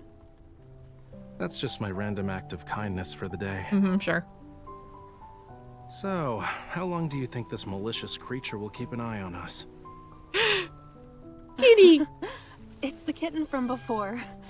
Now that the Wanderer's gone, it should be safe. It'll be cold tonight. It wants a warm place to sleep. You mean the cat? What a cutie pie. It's moving. Get it away from me. Well, duh. A cat isn't a log.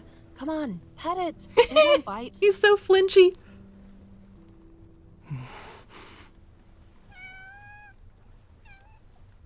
Your flattery means nothing to me. I don't accept you. Best voice line. If you need to thank someone, thank the silly girl. She's the reason you're even getting a crumb of my attention. It licked me. No. A monster touched me.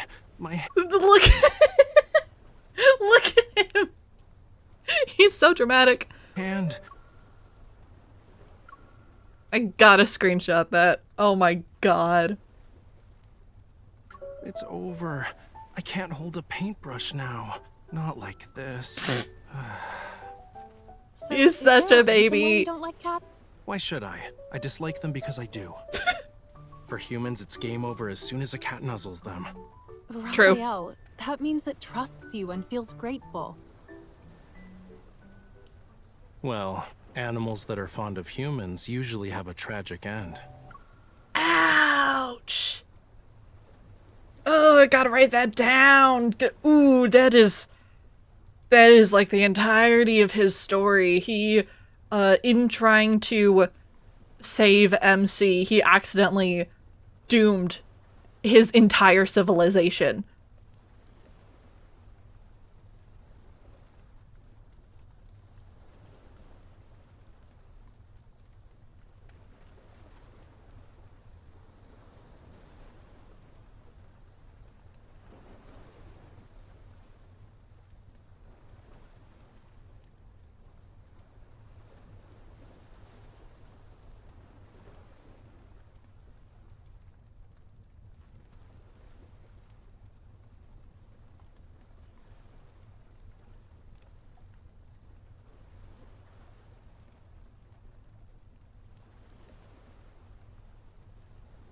Go.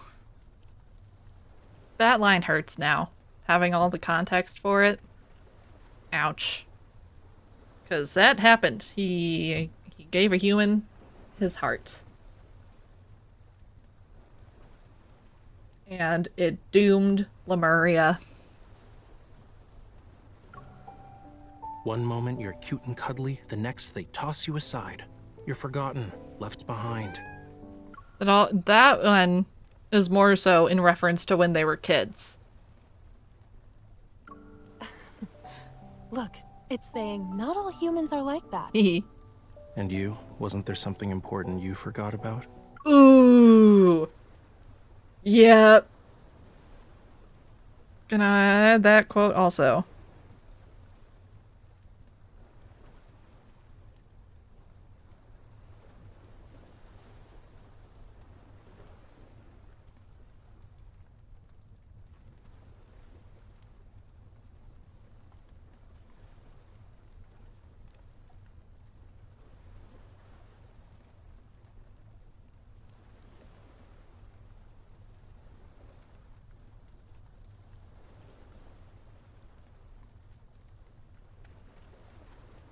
I forgot just how much these chapters with Raphael revealed.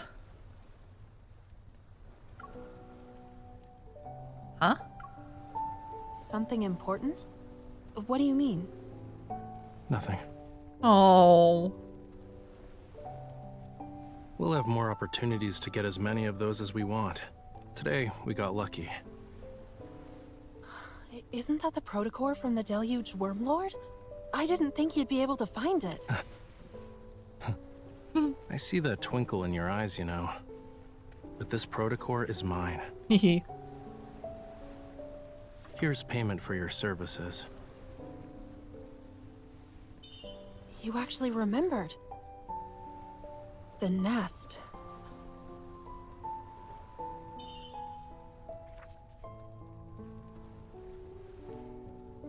Is this the place we can gather intel from? Don't believe me? Well, real intel is always hidden in the most inconspicuous places. The crazier it seems, the more likely it's true.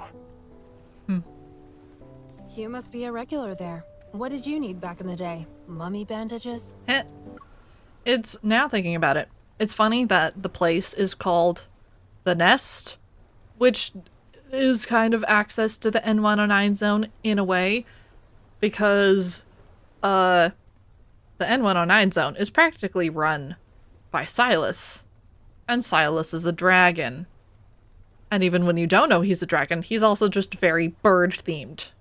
So that's perfect, and I never really noticed that. With a bit of work, you can get nice poisonous sap. But for a hunter such as yourself, you're better off wearing a disguise before going in. Like what? Like, at least stop flashing your hunter's watch around. Also, it wouldn't hurt to pick up some of the local lingo. I'll proceed with caution. It's okay. I'm a generous employer. Wow. Since I hired you as my bodyguard, I'll cover for you when it matters. But I must warn you.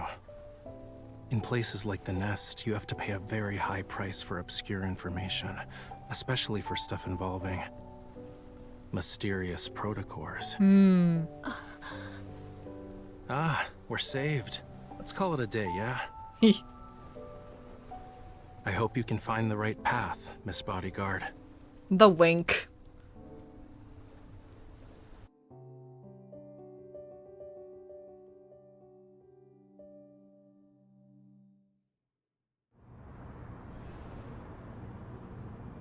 That was a bit of a long one. Desecrated soil.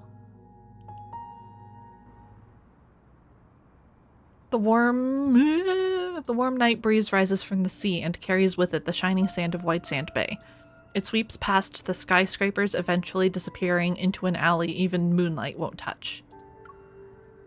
At the end of the alley, electronic waste, hidden from Lincoln's daylight, is no different from rubble. Erratic currents meander in the air and capture the wisp of a signal. The fleet will return from the Deepspace tunnel tonight. Ooh.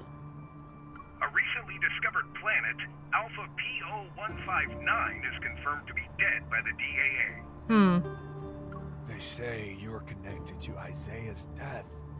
I never believed them. You would never attack your own comrades.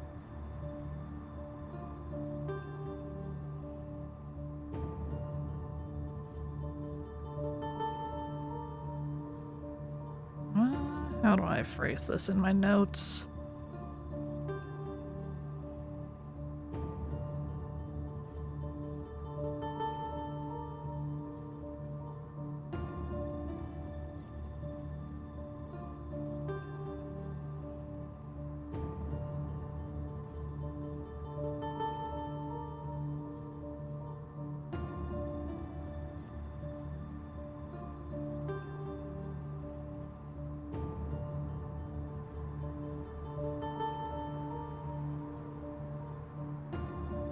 This is Xavier here, and a demonstration of the fact that Xavier is also quite terrifying, not just in his general hunter abilities.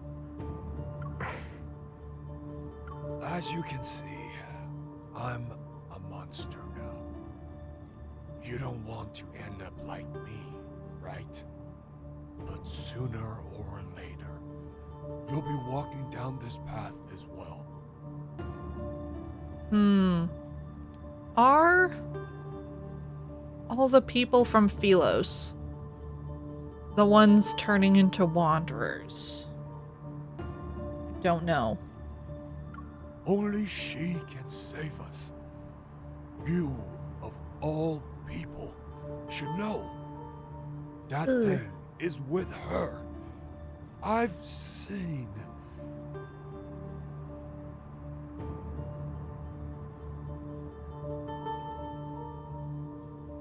Only she can save us, because she, being able to come back after dying,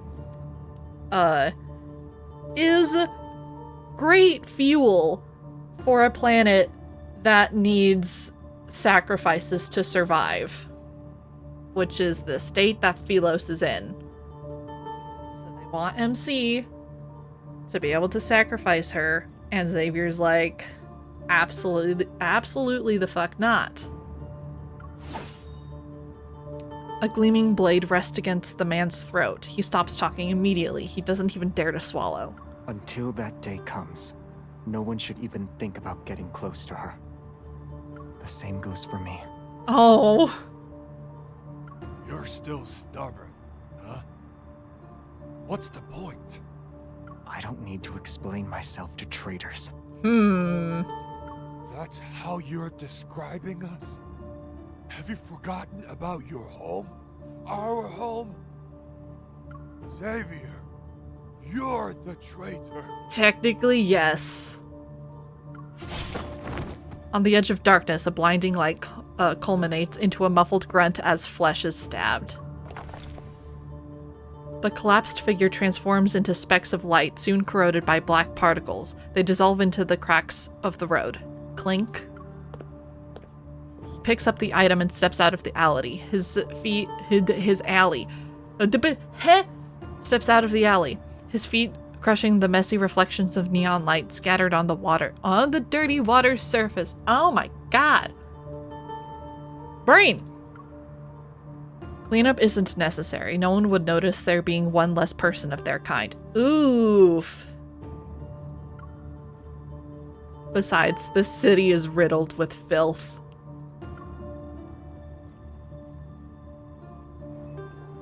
Jeez. The nest! Without a doubt, Alpha P0159 Stera energy has been depleted. What we're seeing is a faint glimmer emitted from the farthest reaches of the universe, an echo from 300 million years ago. I wonder if that's meant to be Philos. If they're kind of,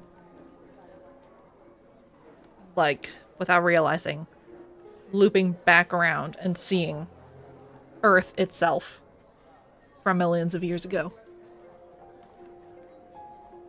A young man tosses something over to the bartender behind the counter and plops onto a corner seat. A loose woolly hat keeps his face covered in the shadows. Since when was the nest interested in astronomy? How am I supposed to know? Blame the Deepspace tunnel. We've never been this close to the cosmos before. The bartender looks down and sees a damaged protocore. He uses a bar towel to wipe off the crimson smear lingering on it. Yep, the other maybe trace backers? I don't remember. The other guy from Philos dropped a protocore. So do all people from Philos have a protocore? That might be the thing. And sort of how they're able to basically be immortal. Like, they have the protocores and it can, like, it's like linked to the core of the planet. Keeps them alive for as long as the planet's alive. Either that or this is just because the guy was turning into a wanderer. Not sure. You always take bounties but never accept the rewards. I wonder if you have a grudge against them. Isn't gathering personal information your specialty? Besides, it's possible that I'm on your bounty list too. Yep. Tomorrow night, it'll be hunting day again. Will you join in on the fun? Someone deliberately stirred up some trouble in the nest today, but he doesn't have the patience for it. Not interested. Where is it? The bartender shrugs. He reaches under the counter and pulls out a dark-colored envelope. Sliding it over, he leans in. Don't say I didn't warn you. Pay attention to wandering eyes. He's been doing that since the beginning. There are 3 pairs. It's likely his actions in the alley caught their attention. After all, birds of a feather flock together. If he makes his move here, he'll have another bounty on his head. He needs to be more careful in Lincoln from now on. Traces of light begin to coalesce into a long sword in his right hand. It's right over there. I wish you the best of luck, miss. Thanks. Inside the dimly lit bar, every face is indistinguishable. They are beasts lurking in the dark. Only an opened door allows bright light to spill in. From that single beam of light, the silhouette of a girl emerges. It's unexpected, subtle. The animals are growing restless. He pauses for a moment and pulls his hat down. The light sword in his hand quickly dissipates. He stands up and heads straight for her. As their eyes meet, he sees surprise flicker in her gaze. Follow me. Oh.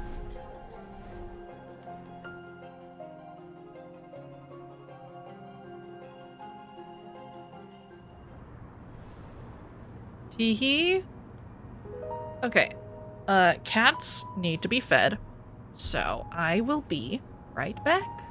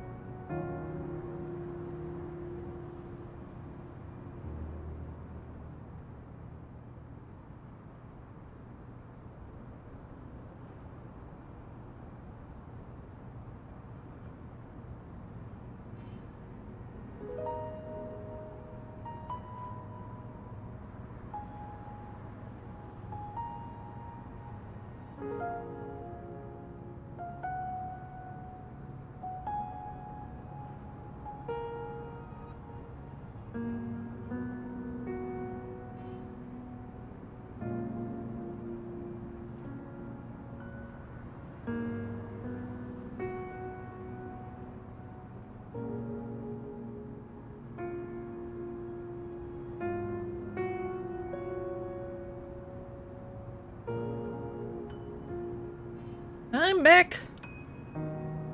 Hee. Need tablet. Open. Thank you. Okay, luminous veil.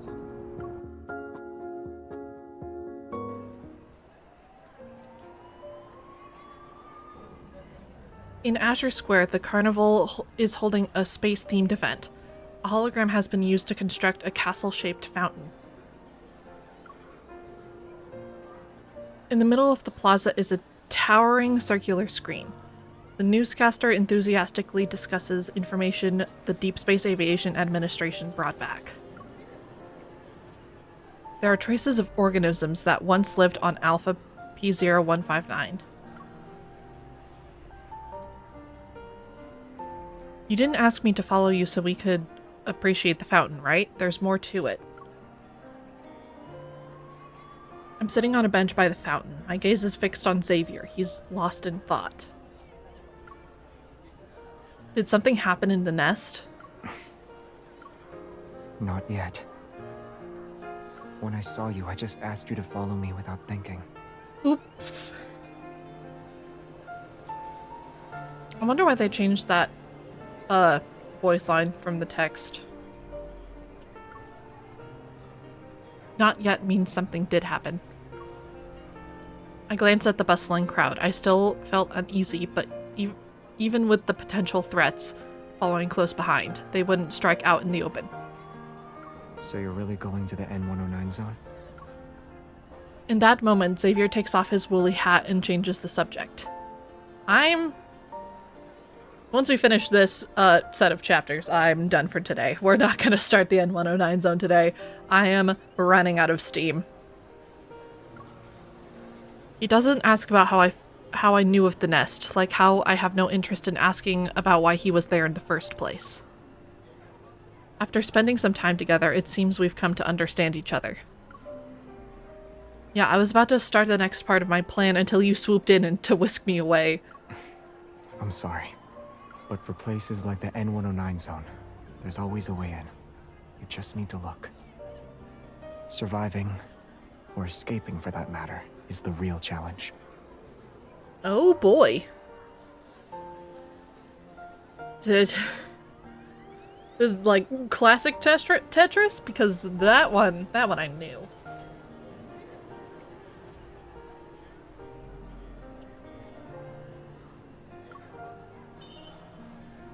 You're right, but honestly, I haven't found the time to think about my escape plan yet. Getting the ether core and figuring out what to do with it, that's the biggest challenge I'm facing right now. The protocore auction. Huh? Weren't a ton of Anakinus' protocores destroyed by Lumiere? Why are they holding an auction?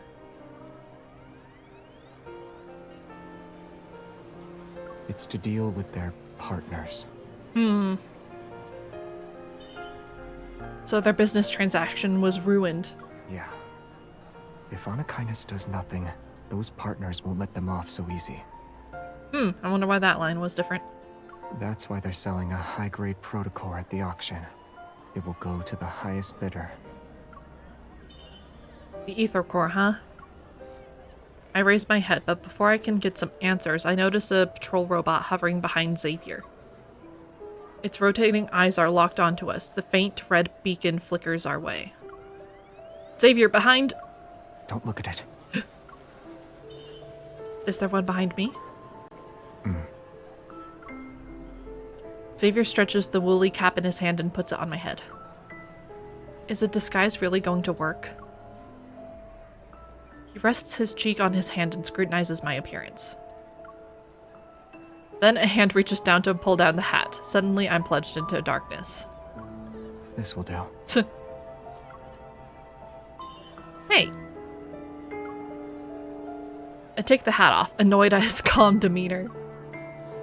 I don't sense any metaflux, so I doubt we're dealing with luminivores or that thing this time. The people trying to capture you finally decided to show up, huh? I always wondered why I find myself in the same situation whenever I run into Xavier. If it's not a coincidence, then there's a threat lurking around him. I'm always with you when they're trying to start something. Even if you want to play dumb, it's too late. Xavier says nothing. Instead, he turns to look at the sprawling network of paths in Azure Square.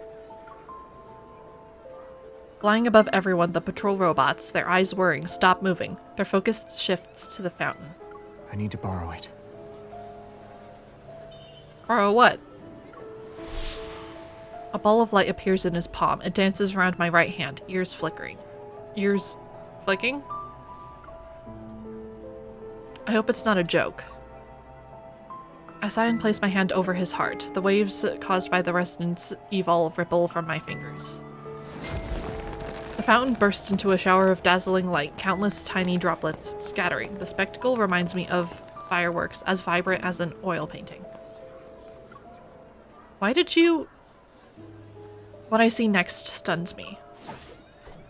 A sharp light concealed with water spray and fireworks pierces through a dozen hovering patrol robots. They tremble mechanically for a moment before plummeting silently into the bushes, one after another. Now they won't be able to find us. Jeez. He lets go of my hand, kicks a fallen robot aside, and lets it roll into a nearby pool.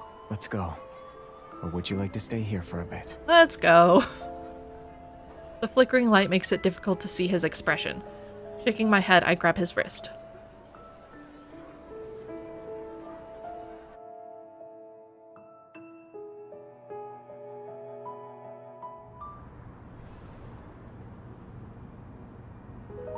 Interesting, interesting. Then a battle.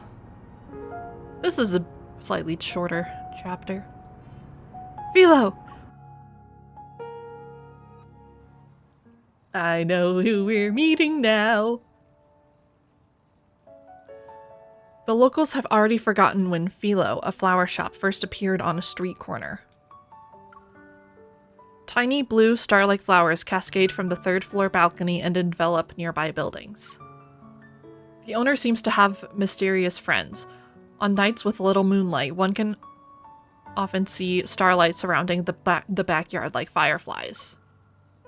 At midnight, Jeremiah locks the front gate. He carries a withered laurel. He enters the backyard and with some effort squeezes past the glass door of a greenhouse. Here he is! Out of nowhere, a beam of light bursts through the door behind him, landing next to a cluster of wayleaf sea lavenders. I'm pretty sure they're... I think a weird translation localized thing happens. They keep calling them wayleaf sea lavenders now. I'm pretty sure they're supposed to actually be forget-me-nots. And I don't think they're the exact same flower. I could be very wrong, though. Xavier, you nearly scared me to death. Didn't you promise to use the door like a normal person? Why does Jeremiah kind of sound a little tiny bit like a freaking Caleb? Interesting. Nobody's talked about it, so I don't think it's him. I think it's just like a brand of voice where I'm like, Caleb? Caleb? Caleb? No, not Caleb. As soon as the words leave his lips, a girl peeks out from behind Xavier. She has an apologetic look on her face. What in the... He sees the other person's face and he freezes like a wind-up doll whose batteries just died. Yup, 'cause he recognizes her!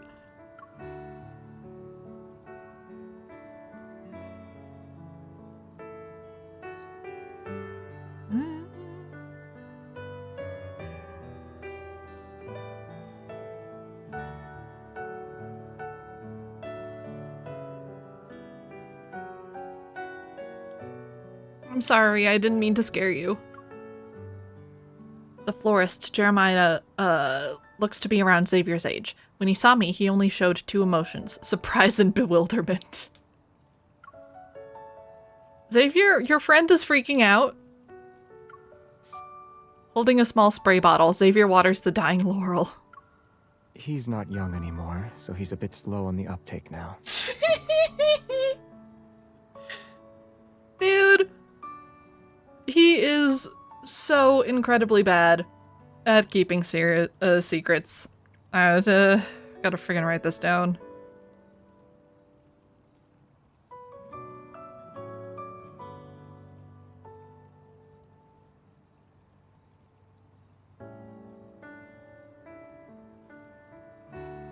Like, dude, he's just as old as you are, and you both look to be in your early 20s. Just to explain the whole situation at this point, because you're making it very obvious. Huh? Ah, long time no... Oh! I mean, welcome to Philo. God, I wish I could heart or star the favorite side character voice lines.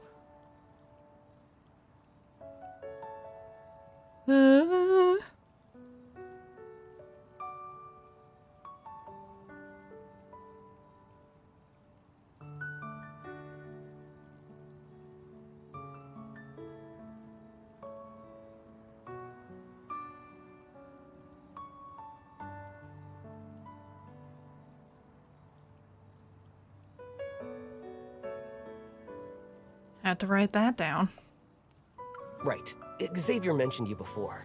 Your colleagues, I'm pretty sure. It's a pleasure to meet you.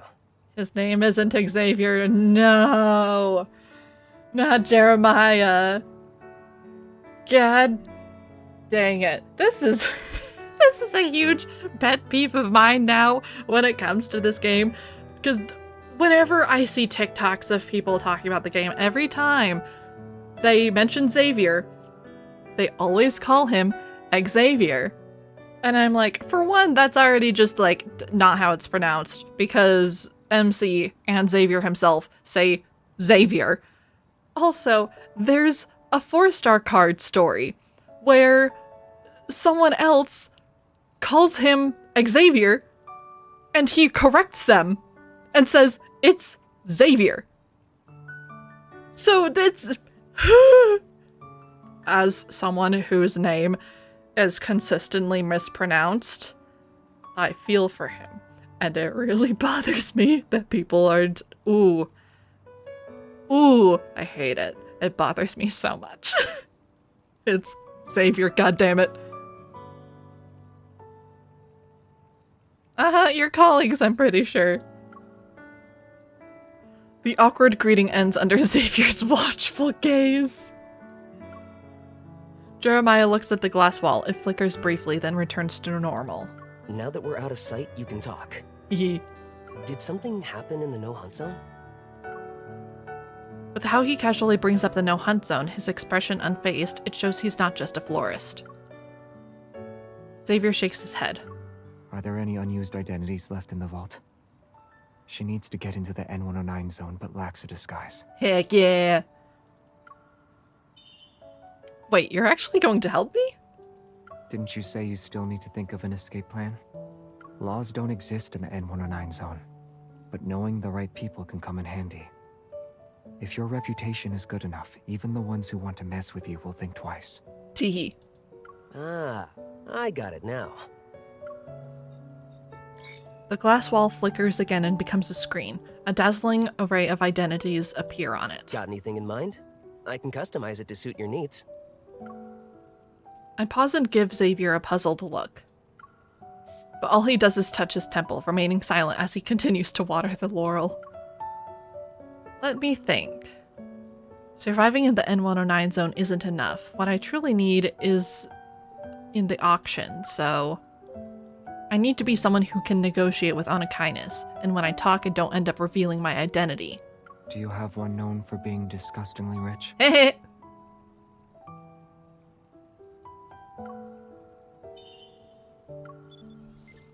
As the rapid clacking of a keyboard fills the room, images gradually come to life on the screen. A young woman perfectly dressed is about to step into a black limousine. Men in suits are by her side, along with a group of fully armed guards. She wears an intricately designed veil. Beneath it is her face, my face. Heiress from the Grand Duchy of Guarans, born with a diamond spoon, your wealth rivals that of nations. What do you think? Isn't it a bit too much?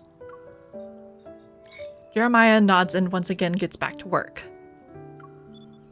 The woman on the screen now wears a black outfit. Everyone else follows suit, their previous attire now sleek, black formal wear with sunglasses. Heiress to a mysterious crime syndicate. Last name is, well, we should just use yours to keep your story straight. I'll create a comprehensive profile and put it up on the dark web. I can make it convincing enough to the point where even professionals will have a hard time distinguishing fact from fiction. Hee hee hee.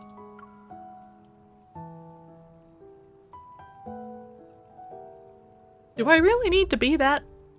It won't work if it's not intimidating enough. Jeremiah's gaze flits between the screen and me. Clothes maketh the man.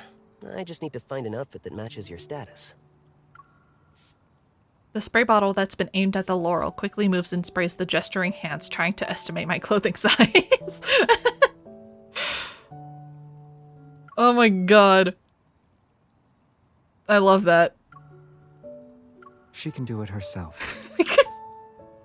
Listen, the guy's a professional. I trust him. It's fine, Xavier.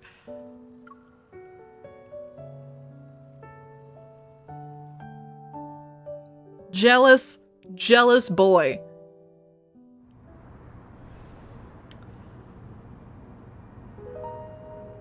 God, during when they were in the Lightseekers Academy, all three of them were classmates, and Jeremiah, like, casually, super just, like, buddy friendly, puts his arm around MC's shoulder, and Xavier's immediately like, nope, and takes his arm off of her. Like, dude, chill out, calm down, it'll be fine, I swear.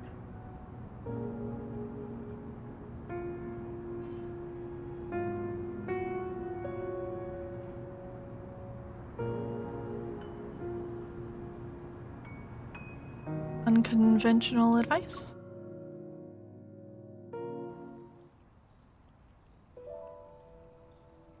Once everything's done, Jeremiah leaves the greenhouse to begin his deception. The breaking dawn meets the chirping of birds as they reverberate atop the greenhouse. I turn my head to look at Xavier. What's wrong? You bringing me here wasn't a spur-of-the-moment decision. You knew for a while that I'd be going to the N109 zone. You already had a plan to help me sneak in, right?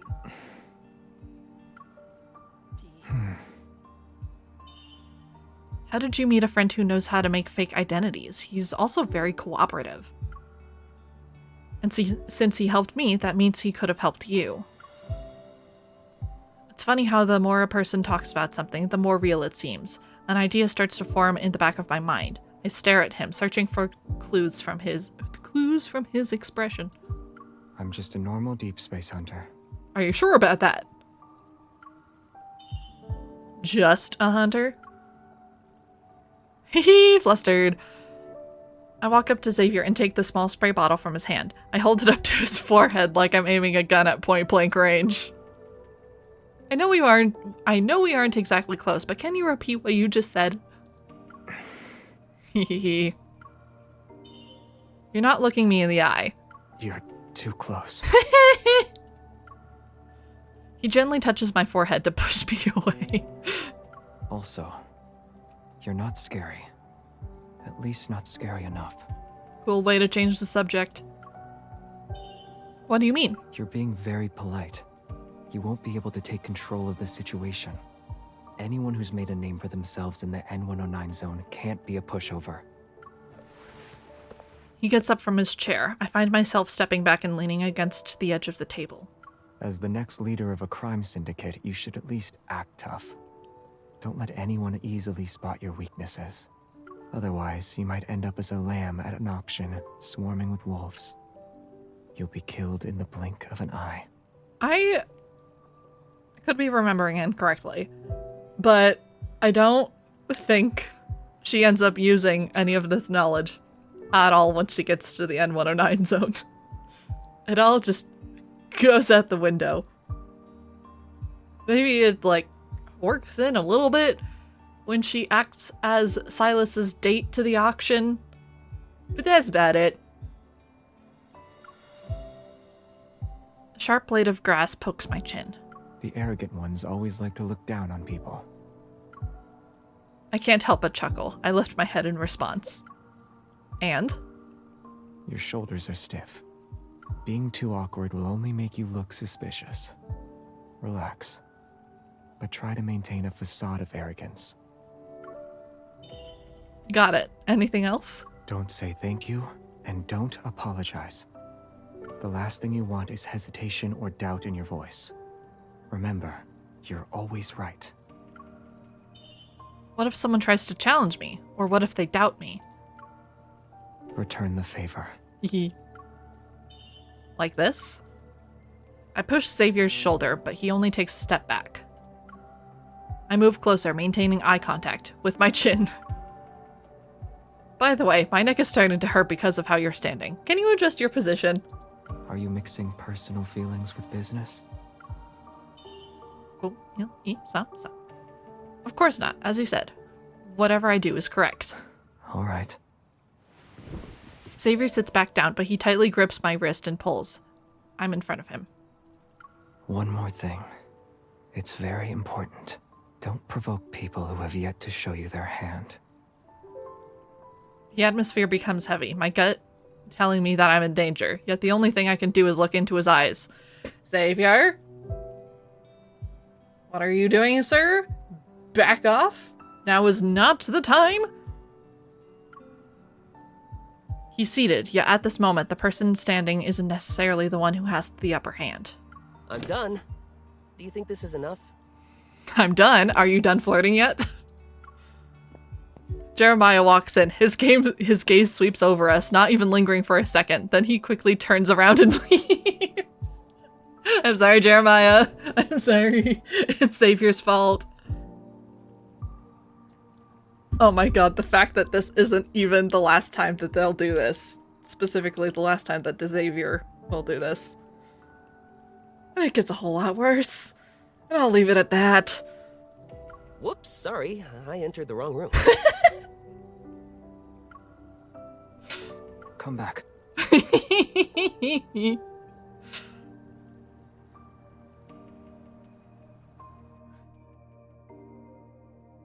my god, this is so stupid.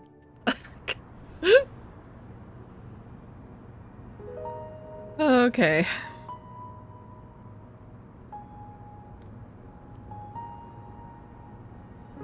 Stellar guidance.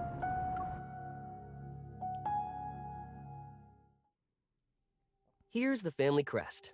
Pretty cool, right? Wear it, and anyone who's in the know will see you're important. It also means whoever approaches you isn't a random person wanting to have a chat.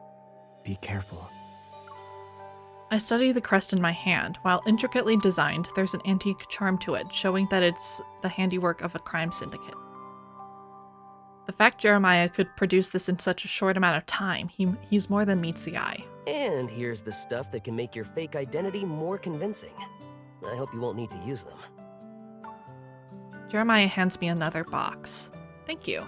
You don't need to be so formal. I never thought I'd actually be able to help you. It's so... Oh boy, he's letting it slip a little bit. I gotta write it down.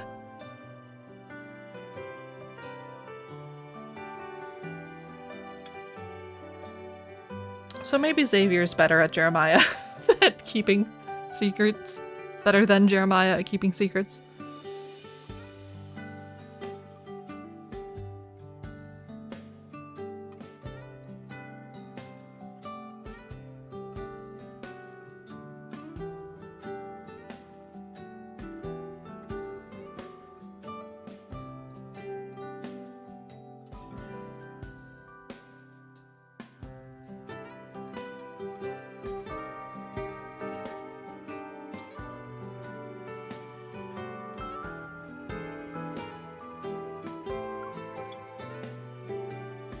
The intensity of his sincerity is touching, even though I've only known him for a few hours. My curiosity only grows. Silently, Xavier positions himself between Jeremiah and me. Dude, it's fine. You can back off. As you can see, he's very friendly. I look at everything in my hands again. The sun is about to rise. I should get going.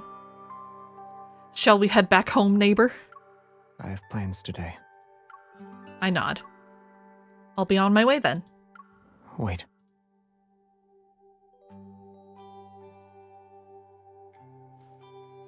I hold my breath and soon feel a faint prickling sensation from my earlobe, like a gentle jab that's gone in an instant. It's a secret transmitter. Even if you're somewhere in the N109 zone with no signal, I can still track your location. And this never comes up. I touch my ear, but don't find a trace of it. A tiny capsule is placed into my hand. An inhibitor. Take it before you meet up with anyone. You'll be temporarily immune to 98.7% of neurotoxins. Damn. And here. He slips a very thin, hairpin-like item into my sleeve. I raise my arm and squint before I see a needle with liquid inside it. What is this? Self-defense. It's not too strong. Just enough to take down an elephant. I'm sorry. Xavier, that's gonna kill somebody.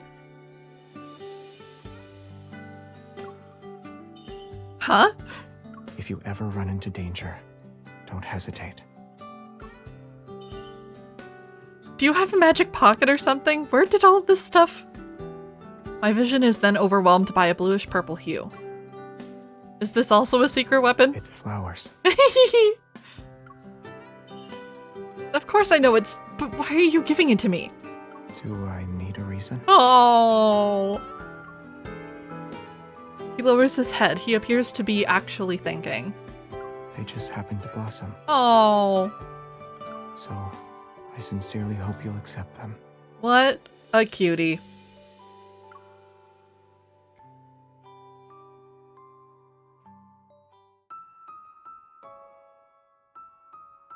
The girl's figure fades into the dawn. The lights in the greenhouse dim like a fire on the verge of being extinguished. It's flawed. So, were you able to stay calm when you saw her for the first time? Time to write that down.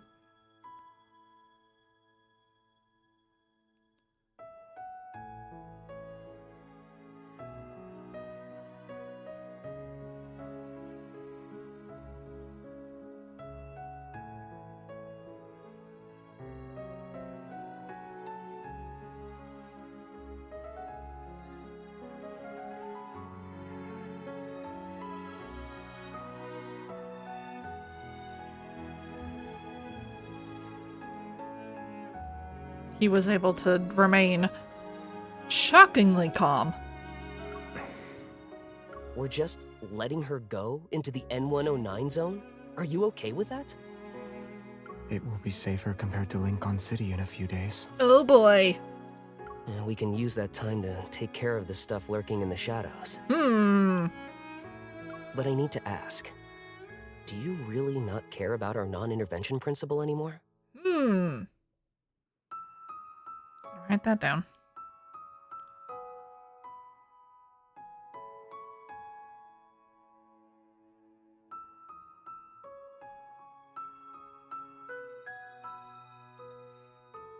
First assumption is that it's a time travel-y thing.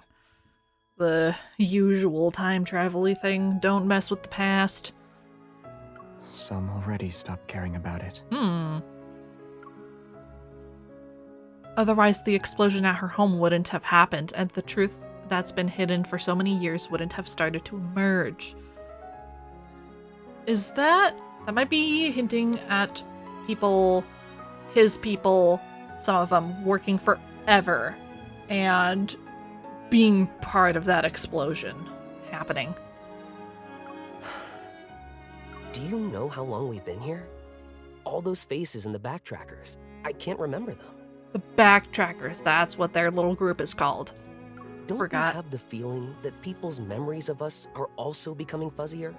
Especially in recent years. And that makes sense, it's been freaking 200 years. I agree that sticking to the non-intervention principle is pointless. Especially for us whose presence here was always a mistake. And mistakes are bound to be corrected sooner or later. Maybe we're slowly being erased as we speak. Oof.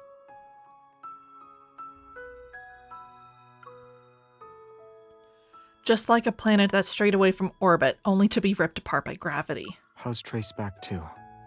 It can send out simple signals, but the positioning system still needs some work.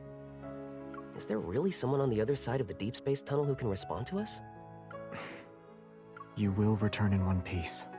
I'll make sure of it. Oh. Having Evol doesn't make you invincible. And you're... I think that's another one of his promises that he can't keep. This isn't Phylos. And we, you know, aren't truly immortal. Our kind, I mean. Not every planet in the deep space shines. Or rather, they don't shine forever. Piercing through a veil of light, dying celestial bodies are nothing more than skeletal, ashen rock with ring-shaped mountains. Cosmic dust coalesces into asteroids, their surfaces adorned with algae that couldn't be considered a sign of life. A faint glimmer of light gradually emerges in the distance and spreads out over from the horizon. The morning light manifests on one side, and on the other is the beginnings of a misty night.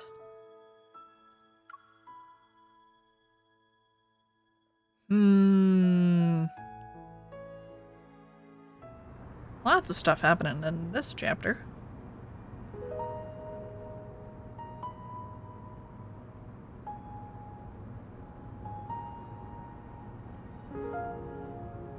Into deep.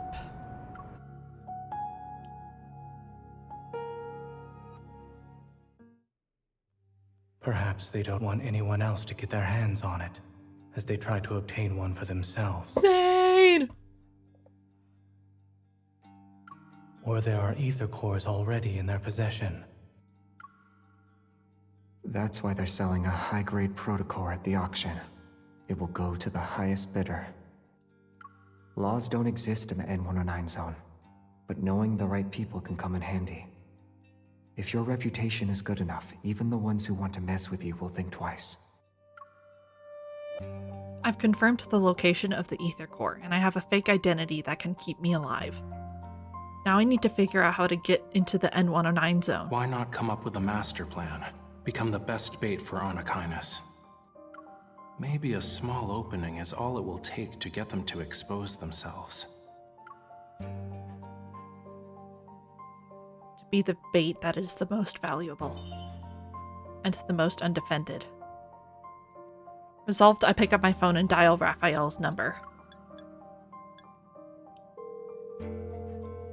Hello? I forgot I had you in that outfit and this card. That's the god of the sea! Are you free right now? Why? Meet me at the nest. Show me how to fish.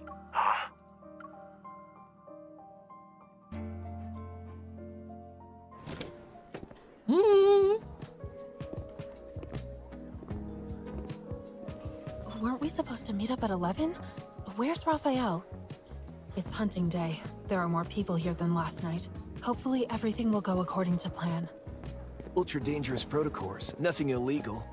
And lots more in stock. Are you interested, miss? Haven't seen you before.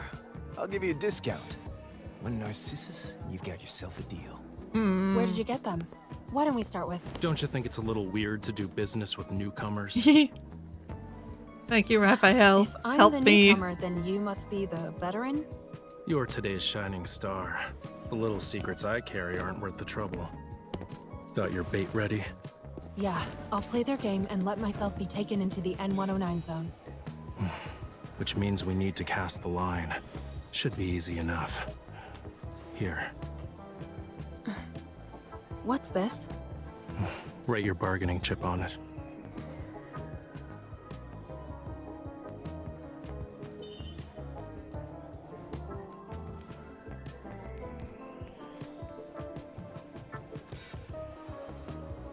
Waiter.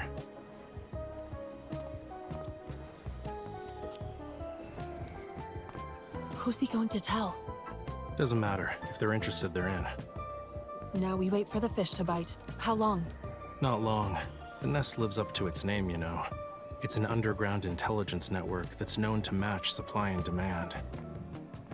Even normal info would have passed through 3 layers by now. And what's this? It's part of the process. Drink it, and you officially have a deal. It's black. Terrifying. I'm gonna get drugged. Think about it first. A black glass means you'll pay a high price. If it doesn't go smoothly, you'll be the payment instead. Yeah.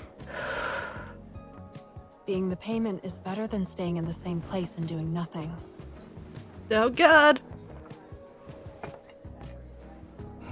There was some discourse going around that people were like, Raphael, got her kidnapped and he's actually super duper bad and evil to the main character. No, he is accompanying her when she's already sort of dead set on the thing, and he is giving her all the warnings, like, are you sure you want to do this? This is what it means. Like, bruh. It's the blood of their first virgin sacrifice. Oh boy. Since you've made up your mind, I won't stop you. This phrase. I hope you find the answers you seek. Hee. God, he's so cool when he's not being a little shit.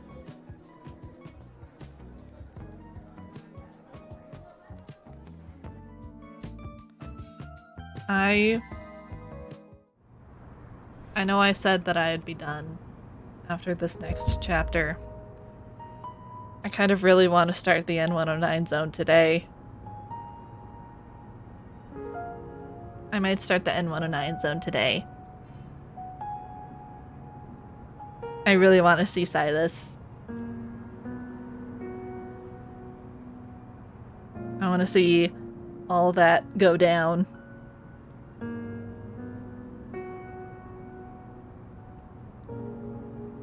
Trap.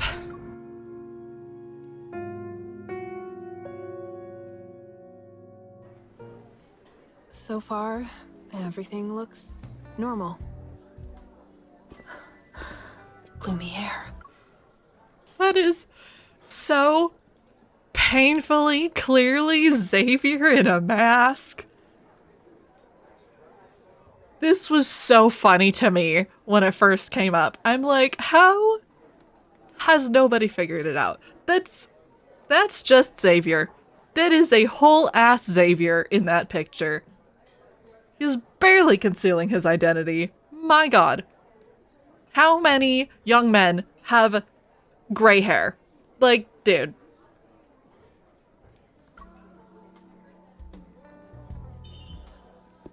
I guess it's to be expected. Perfect.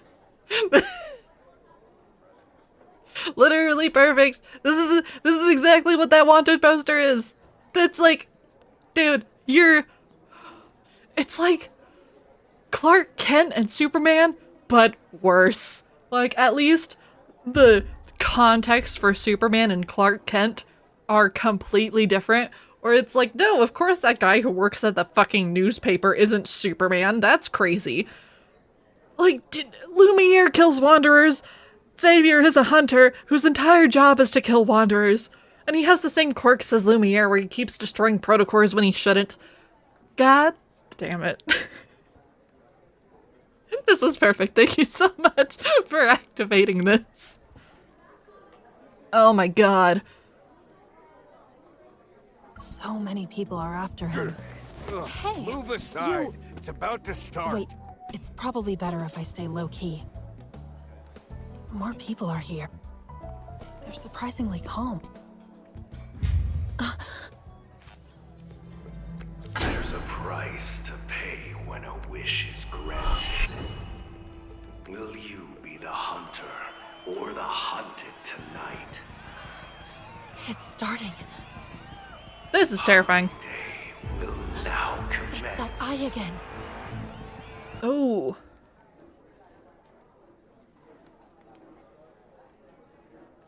So...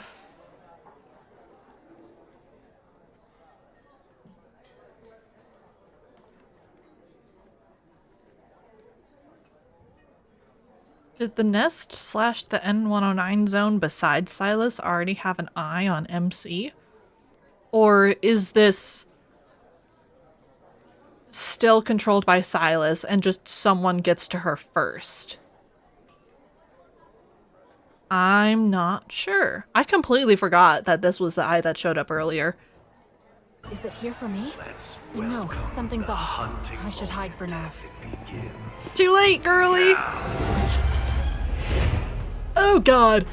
There she is. Oh shit! This is the prey. It's coming. What the?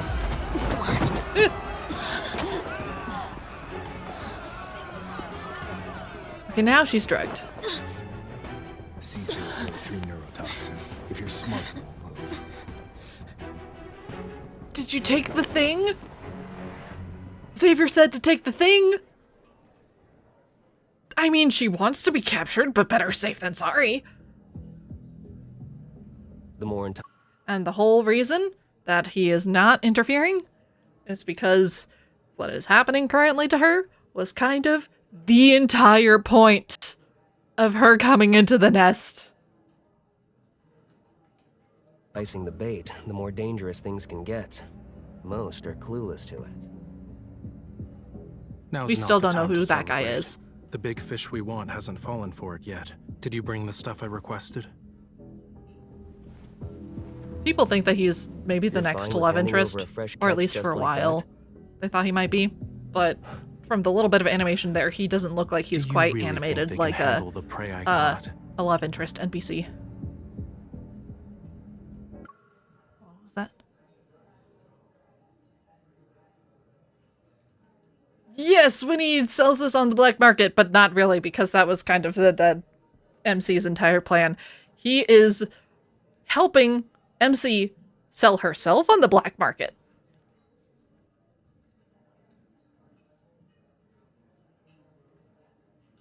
And he's like, you guys aren't ready for her.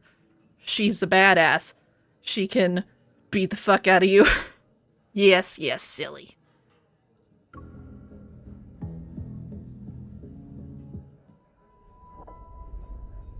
Traceback 2 will reach the Deepspace Tunnel's umbra within 1 day. Our journey through the Deepspace Tunnel begins. Destination is in the Orion arm of the Milky Way. Once the home of humanity, Earth. Activating course correction engine.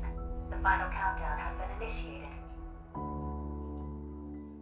When Alpha P0159's light shines through the deep space tunnel, illuminating Lincoln Tower's pinnacle. The closest we've been to it in the last 4.6 billion years. This galaxy's name is derived from the old word philo. It's the most exquisite gem in deep space. Philos. Humanity remains shackled to time. Fortunately, there are other lives in this boundless, starry sea. Tonight's weather, clear sky with winds around 7 miles an hour. Everything is serene inside the deep space tunnel. Good night, Lincoln City. That is... May you rest in the Milky Way's embrace, drifting in long and happy Listen. dreams. Maybe, kind of sort of Zane. But honestly, I kind of bounce between all of them. A bit of a loaded question, yeah. Okay, dude, listen. So, at first, Xavier was my favorite because he is a starry-themed mysterious boy. So I was like, yes, give me. Also, he gave me a jar of origami stars. So he had my heart. And then, friggin' seeing how Raphael acts like a ding-dong. His antics are just absolutely hilarious to me. So he kind of crashed into my brain and became my favorite. And then I was focusing on Zane a little bit more because Zane is my friend's favorite, just based on what I regurgitate to her about the game because she's not able to play the game. So I'm like, maybe he's my favorite because I think his interactions with MC are my favorite. Like, their dynamic together is just perfect, and I'm obsessed with it. And then Silas was released, and it's like, god damn it, he's absolutely terrifying at first, and he becomes a big ol' softie, and I love him for that. But at first, it was like, I'm terrified, and it's perfect. Caleb isn't quite up there, but I am so intensely intrigued by him. So I love him in that regard. Nice. Yeah, no, dude, I've gone everywhere. I bounce back and forth all the time now. Recently, I've been absolutely loving Silas more. But it's a toss-up at this point. It depends on the day. Okay. So I told myself that I would only be doing these 3 chapters today. But oh, there's only 2 chapters of this. Ooh. I really, really, really want to do at least the first Silas chapter. And then I can end stream. And then I'll do Breakthrough and his myth next time. I think that's what I'm gonna do, because I want to see Silas so bad. So bad.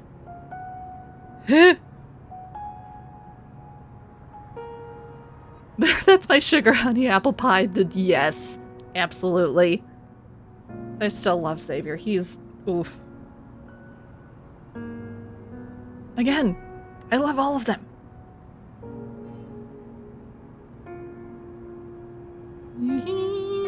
Gotta write things down. I am taking actual notes on the chapters and noting the big things that happen in each of them. This is the first time I'm going to be replaying Silas's chapter.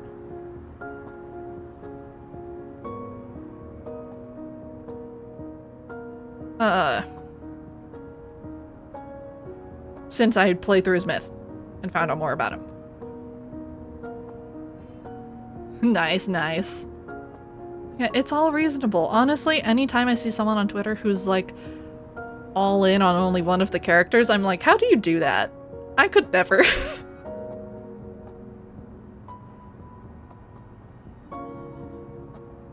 How do I have my notes structured? There we go.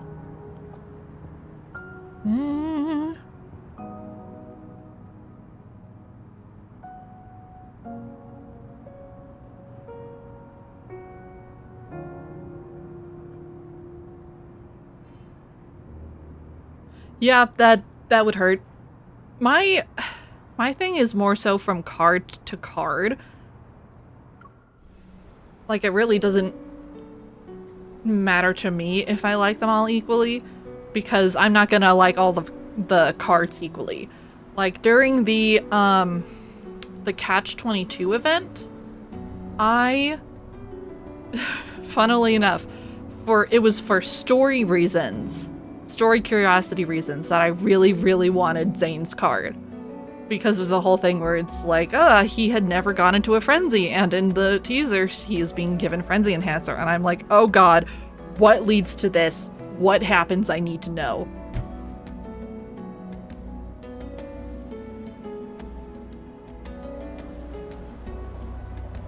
Alright.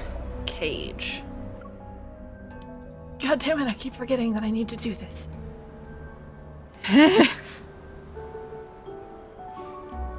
I remembered in the last one and had it downloading early, and then of course I completely forgot. Also, I wasn't fully expecting that I would be starting Silas's story today. We're only gonna do the one though. This one set of chapters. Oh, I still need to watch all of the rest of them. I have Zane and Xavier's cards, so I read through those. I still need to go watch the others, because again, the stories are so intriguing. I actually really, really liked Xavier's, because we got to see like a very, very different side to him, because in that one, he is not an immortal alien being from Phylos. He is legitimately just a 23-year-old who gets a big fat crush on his superior. Very, very different vibe for him. That was very intriguing to see. And this is a slower loading chapter. Oh, I really need to read through that.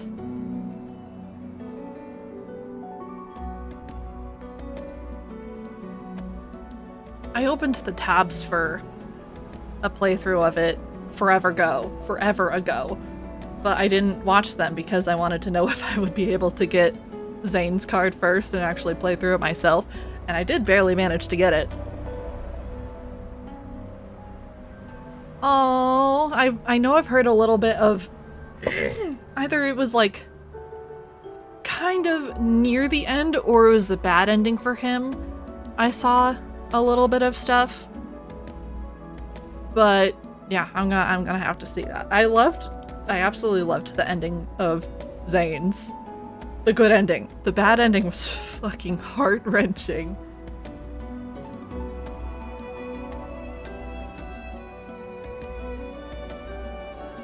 Oh, come on, why are you loading so slowly? Why you gotta be so slow? I think I might have cried a little bit. If I didn't actually cry, I definitely wanted to cry. Oh, thank you for following!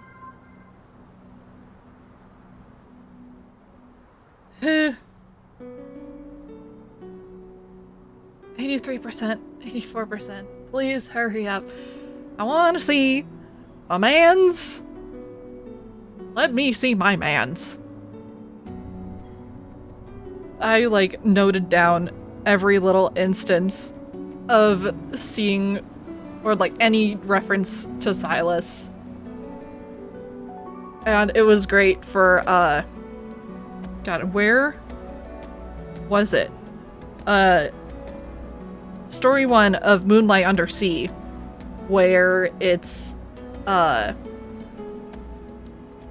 she gets the extra information about a murder that happened, and it was suspected to be Anakinus. And like, I'm like, I don't remember if it was actually Anakinus. And then they mentioned it was 3 people that were at the scene. I was like, ah yes, that is Silas, Luke, and Kieran. It was just very cool to be able to connect those dots.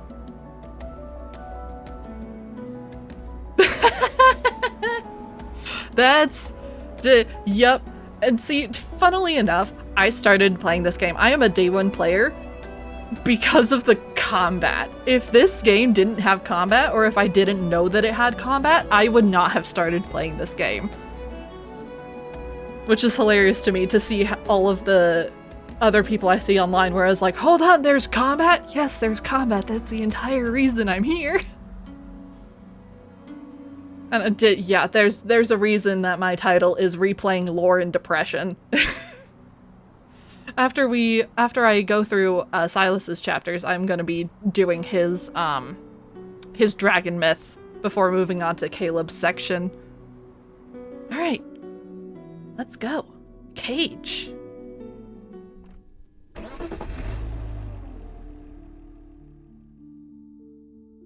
Oh boy. Oh boy. Where am I? The rocking car is filled with the scent of low quality leather. My head spins. My body is still struggling against the neurotoxin. I am very sorry that I'm going to be very much struggling reading because I'm going on 3 hours now. I'm used to streaming for maybe 2. So we're going to see where this goes and if my voice is dead by the end of this. Oh, so you're like a really relatively new player. Fun, interesting, cool to see that you're having fun with it now. Yeah, the combat, the fact that there is combat is great. I don't play it enough. I don't keep up with the combat very much. I didn't even finish the first section of... I forgot what it was called, but it's the one with Wantony. Those sections. I didn't even finish the first version of it until the second version of it came out. I was like, oh boy, I can finish that up now. Blurry and distant memories return to me in fragments. I was a new hunter when tragedy struck and then took away and took away people who were important to me. I traveled to the Arctic searching for the truth and discovered an incredible power source that rested in my heart, the ether core. Using the information left behind by Grandma, I concluded that what happened to me is related to Anakinus, as well a well-known organization in the N109 zone. They want the ether core in my heart. Okay. She specifically says, I concluded that what happened is related to Anakinus. Because in the last set of chapters, I don't think she directly stated that she thinks it was Anakinus, so I think it's just introducing it now to be like, okay, this is the source of her hatred for Silas in the beginning. Oh no! Don't you just hate that? It's like, no, let me love you. Please come love me. Kitty. I decided to enter the N109 zone to get closer to Anakinus in an attempt to find answers. It doesn't matter if they're about the ether core in my heart or that incident. Everything is going according to plan. I brought the most valuable bait, the ether core, deep into the abyss that is the N109 zone. Whoever takes the bait, will this person be the one I'm looking for?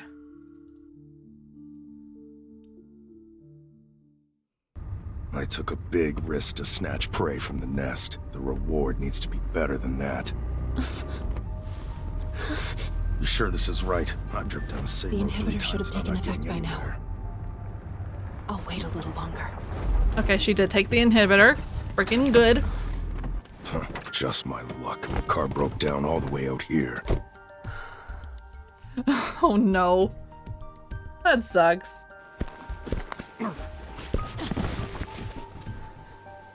Not a soul to be seen. Just an abandoned yard. Hurry up and send someone over. You're awake. Guess you're a tough gal, but I'm warning you. Don't try any tricks on me, you hear? So you're just a middleman. You working for people from the N109 zone? Shut up. Let me inspect the goods before I hand you over. Back off. Where did you hide the ether core? Kidnapping Anakinus' prey without letting us know. That's not exactly polite. Who's there? Ooh, the red particles. She's ours, by the way. We called dibs a long time ago. That was fast. I'm really curious. She's brave enough to drink from a flat glass. What will she do when backed into a corner? You're pretty bold for releasing information about the ether core in the nest like that.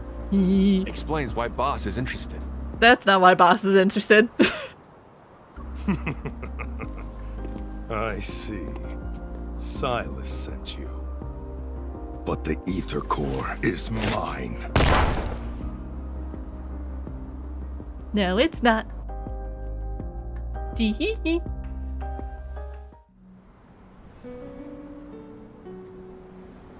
Next one.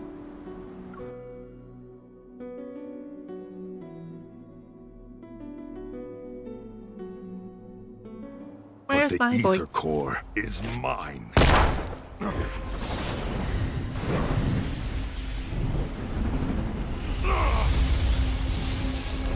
Yes.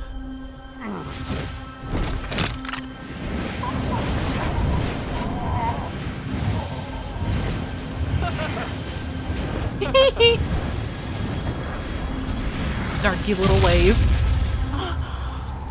And he dead. The coolest intro.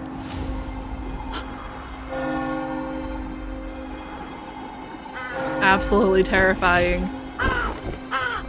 Mephisto!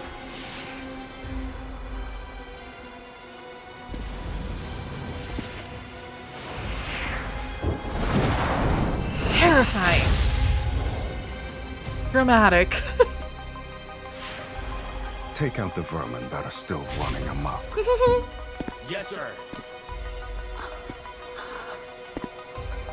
So, he's the head of Anakinus. If this information is leaked, you might become Anakinus' next target.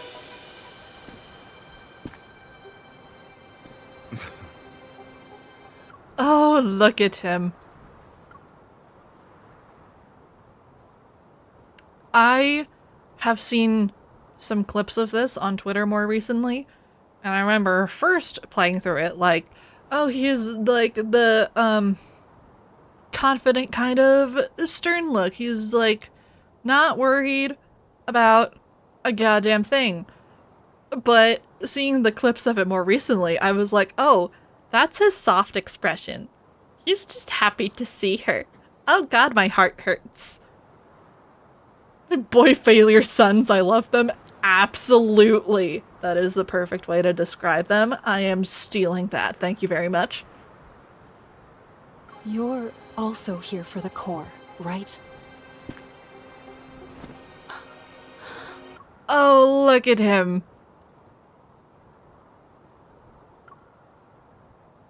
Look at him. I love him so much. Okay, you eat. Bye. Even if you wanted to sell your soul, you still have to find someone who can pay the price. This voice, I've heard it somewhere before. They lifted the chin. Look at me. You possessive, Devour him. To that you gain power Oh. This power, it's yours for the taking. Just kill him. I can't look into his eye.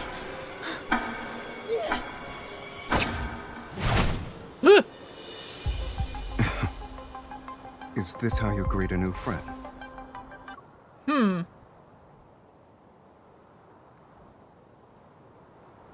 Oh god, he's so pretty. I'm gonna take so many screenshots. Partially just to see how it's supposed to look, because I need to be playing this at garbage quality for it to be able to run at all. Yeah, he's just, like, he seems so confident that he's gonna be able to jog your memory and everything's gonna be fine. Ouch. The smirk! I guess you don't remember anything. Yep. The gentle touch. Oh my god. To jog your memory. From your past to your future, to even all the crimes you'll inevitably commit. That is an exact phrase that he says in his myth. I'm going to write that down.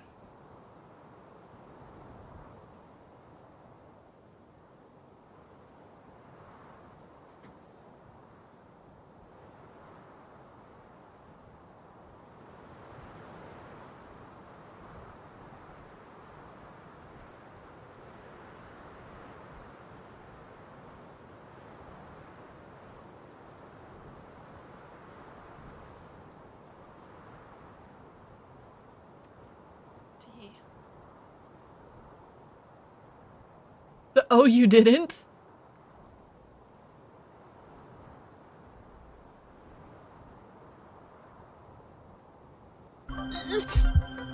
Oh, you mean like the, oh, yes.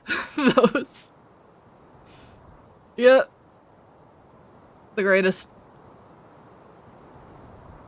It took me forever to finally, reset their nicknames.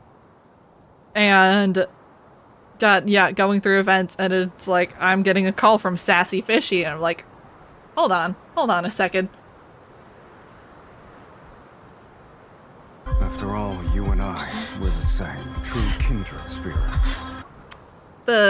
You're terrifying currently, sir. I am so sorry that the quality is doing you so dirty. Dude, I have Xavier's nickname set as Old Man. So, that's fun.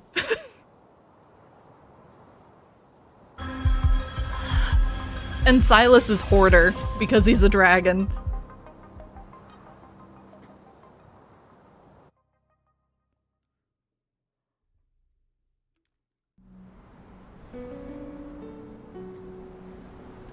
Alright, next one.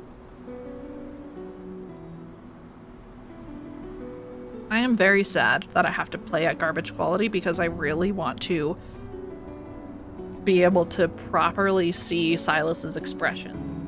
And I can't really do that here. Cornered Beast.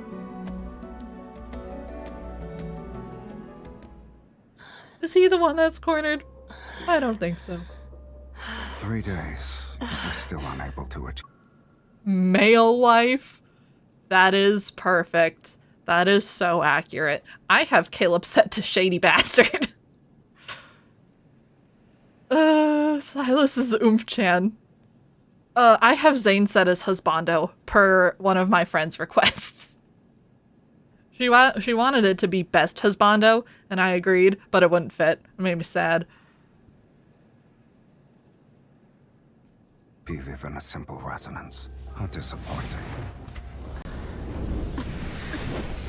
What do you want? God, you're terrifying. You went through all that trouble to enter the N109 zone. I must fulfill my duty as your host. Alright, so he's already fed up. Also, that confused me so much going through this for the first time. I was watching this like, so I guess this is just horny bait. But no, it's because the familiarity. He already knows her. He's like, yes, obviously we hold hands. We're kind of soulmates, quite literally. But at first it's so confusing.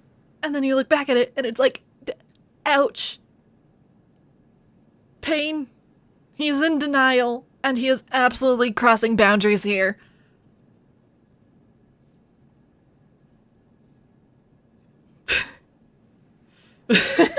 Raph is just wife. That's perfect. I love that. Stop. Devour him. He's yours. Ooh. He's right there before your very eyes. Ooh.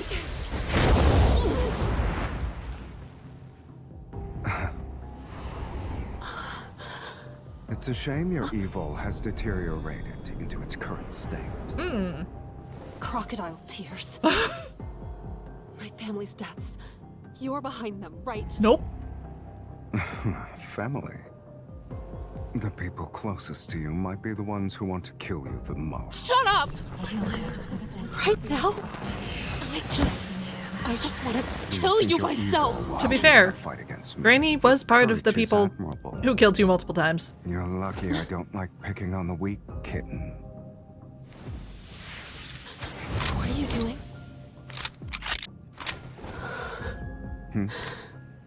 Didn't you want to take my life, or do your words just ring hollow? Kill him. Kill him. Kill. Okay. You think I won't do it? Now, that's much better.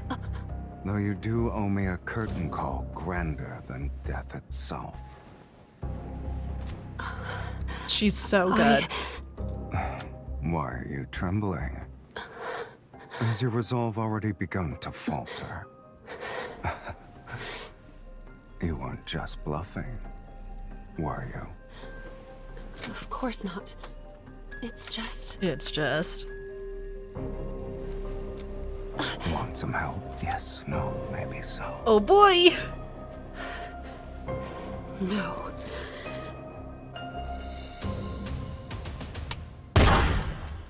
Yeah! Super cool frame. Dude, same. Oh god, it's... it's such a pain going through this. I'm having to read them out loud. Whatever she's speaking, I'm like, I don't want to do this. I struggle.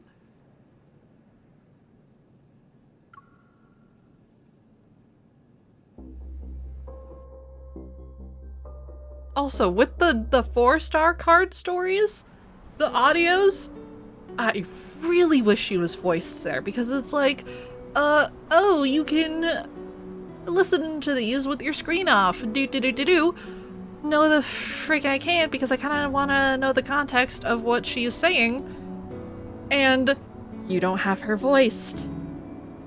Just, please.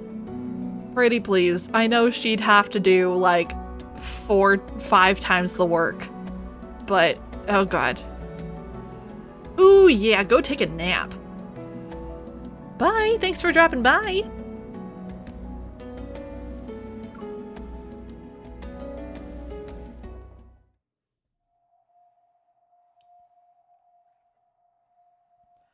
With all senses gone, only the abnormal cavity spasms and only the abdominal cavity spasms and contracts.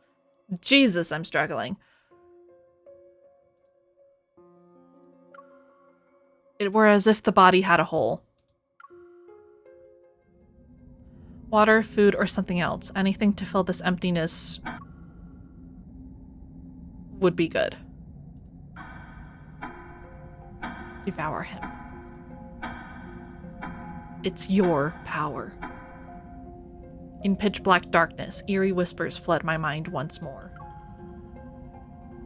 They bubble only to suddenly stop, leaving cold air to gnaw at my memory.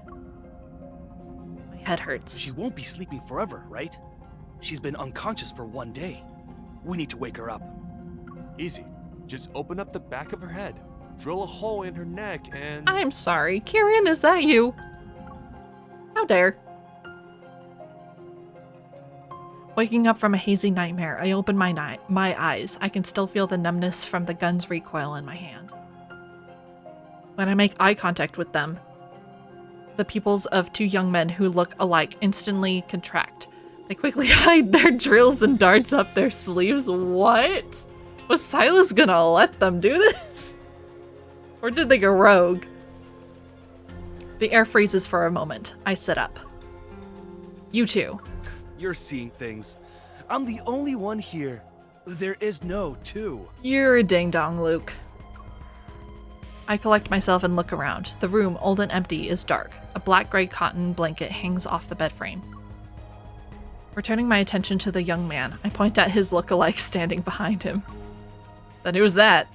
My soul can leave. My body. They're such ding-dongs. Behind him, the young man lurking in the shadows immediately sticks out his hand in front of his chest, rolling his eyes, and starts shaking. Are you stunned? Shocked? Boring. Hi. Before you left Boss's parlor, well, we already met. 4 days ago, to be exact. Yep. Jeez. What freaking happened those first 3 days? We didn't just save you from that ungrateful traitor. We also brought you back to Oni Kindness's base.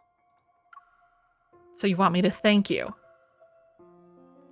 As my limbs slowly regain their strength, I quickly assess the current situation in my mind. I've been locked in a secret room with no light for 3 days, and during the times I was conscious for a few moments, I would catch a glimpse of Silas. Weird. The twins are obviously sent by Silas to keep me monitored. While I was mentally prepared for this, finding myself in a direct confrontation with Anakinus was beyond my expectations. I just didn't expect Anakinus' leader to be an unreasonable monster. Okay. Yes, he's kind of being a bit of a bastard right now. He's gonna turn around, trust me. He will be a big ol' sweetheart. He won't cross a single boundary. He's great. Jesus! Are you crazy? You wanted to take my life, and so you've taken it.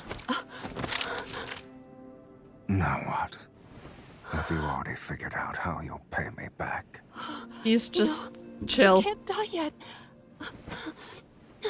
Why? Are you worried about me? Save that for the day you actually succeed in killing me. Hee.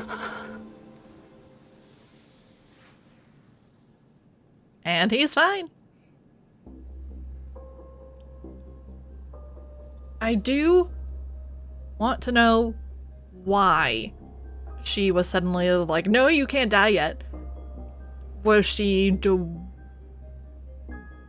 either wanted him to face repercussions, / maybe she was just remorseful for killing a human being. I was like, oh god. Or she was kind of,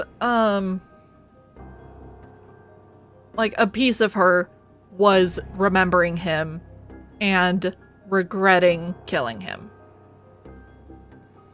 I don't know. I don't know if I'm gonna be taking very many notes during these chapters. Not sure. Forcing me to resonate with him, then tricking me into thinking I've killed him. He's insane. I wonder if he's keeping me in another location right now, or maybe he got bored. Even though the ether core's other half isn't on Aquinas' hands, being trapped here puts me in a vulnerable position. I need to leave and gather information. We know what you're thinking. But after being hunted down in the nest, do you know how many people are out there looking for you? Oh, thank you for the follow, Camille. And even if you escape, you'll only get lost in the chaos of this no man's land. Wanderers will eat you up. They also won't leave behind any crumbs, so... Stay here with our boss. I feel like they're trying to play matchmaker. I feel like either they kind of just picked up on things from Silas's behavior before going to pick her up, or Silas has told them all about it. I feel like they're playing matchmaker. Especially because of the Bond story, where they're like, oh, here's some handcuffs and a tranquilizer gun. It's not a tranquilizer gun. Throw away all morality and compassion, and this place will be a paradise. First ones to try to recruit her. By the way, who's older? You two are basically identical twins. Take a guess. Could you come closer so I could get a better look? Maybe it's because my voice sounded so sincere that his lips curled. He saunters over without even a hint of suspicion. When he's within reach, I pull out a laser pointer and hold it against his neck so I can threaten him. Hey, what are you doing? Have you heard of the XT7, the Hunters Association's latest weapon? Whether out of recklessness or carelessness, Anakinas didn't search my body. It's a high-powered laser that can penetrate your skin and vaporize your blood. The good news is that it's quick and painless. The bad news is that you'll be losing a lot of blood from your neck. Are you squeamish? Kieran falls silent for a moment, then presses the door handle and moves aside. To my surprise, the door opens just like that. Why are you staring at me? Did I say you weren't allowed to leave? I mean, they really did just heavily advise against it.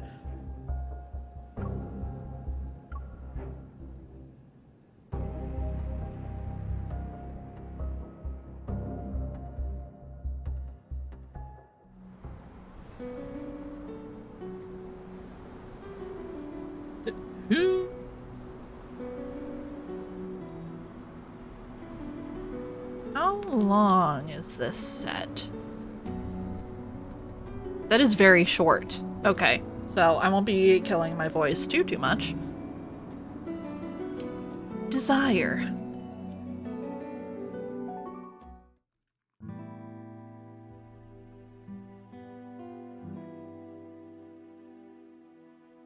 Okay, just go straight down the hall and you'll see the exit.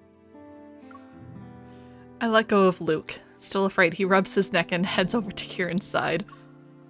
But I notice his gaze is full of curiosity and desire for the laser pointer in my hand. Do you want it? Here. Not expecting me to be this generous, Luke reaches for it. He's surprised. Really? That's very nice of you to just give away a hunter's secret weapon. I love them so much. They're so stupid. I say that with so much affection. It's a laser pointer. You... I flashed my own playful smile right back at him. Did I ever say it was the X-27? As the two of them get farther and farther away with every step I take, I can still hear their whispers behind me. How far do you think she'll get? 30 meters? Oh boy. I bet not even 10 steps. Ouch. I'll say 5 then. With Luke and Kieran gone, I take out my hunter's watch. Unsurprisingly, there's no signal. The corridor before me is completely dark, like a deep, endless tunnel. While I didn't expect them to be kind enough to show me the way out, leaving that room could already be considered progress. There are several small crystal vases on the shelf by the wall. The drooping flowers in them have already withered. The owner probably hasn't been home in a long time. Mephisto! On the other side is a blackbird. It's perched on a marble pillar that's half as tall as a human. Its metal wings are tucked in. A crow? Its eyes appear to be made out of rubies. They glow with a lustrous yet haunting hue in the darkness. Its eyes suddenly move, fixing its gaze on me without blinking. It's alive? As I prepare myself to take a closer look, it suddenly spreads its wings and flies towards me.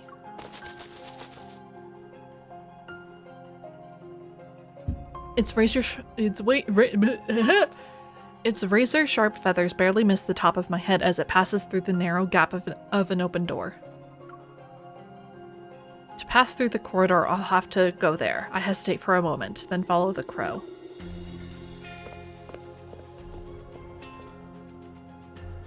Melodious classical music seeps out from behind the door, making the corridor even more peaceful. A relaxed male voice rings out amidst the graceful song. It's like I'm hearing a monologue behind a curtain.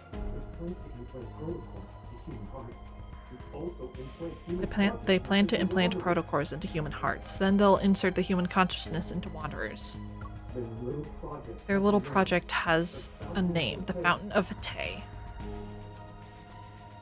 Should probably write that down.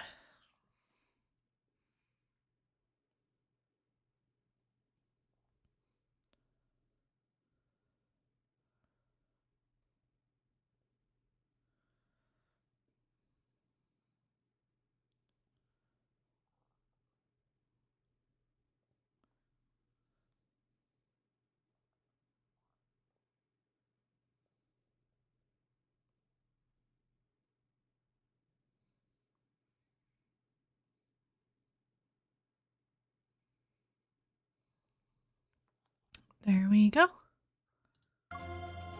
You should know I'm not interested in other people's business. You should know I'm not interested in other people's business. And Mephisto said you lied. Mephisto said you lied. You're not even telling me everything. It's a shame. You threw away your last chance. It's a shame you threw away your last chance. Silas? Never mind. I need to escape first. No, please, forgive me. You can still use me as a tool. Ordeal is over. No. If you'll excuse me, I have to entertain a more important guest. Yay, I'm important. The pleading voice stops abruptly, like a balloon that leaves nothing behind after it explodes from being filled with too much air. Oof. The room falls silent for a moment. The music suddenly stops before transitioning into a more gentle song played by string instruments. Aren't you going to come in? I knew they were up to no good.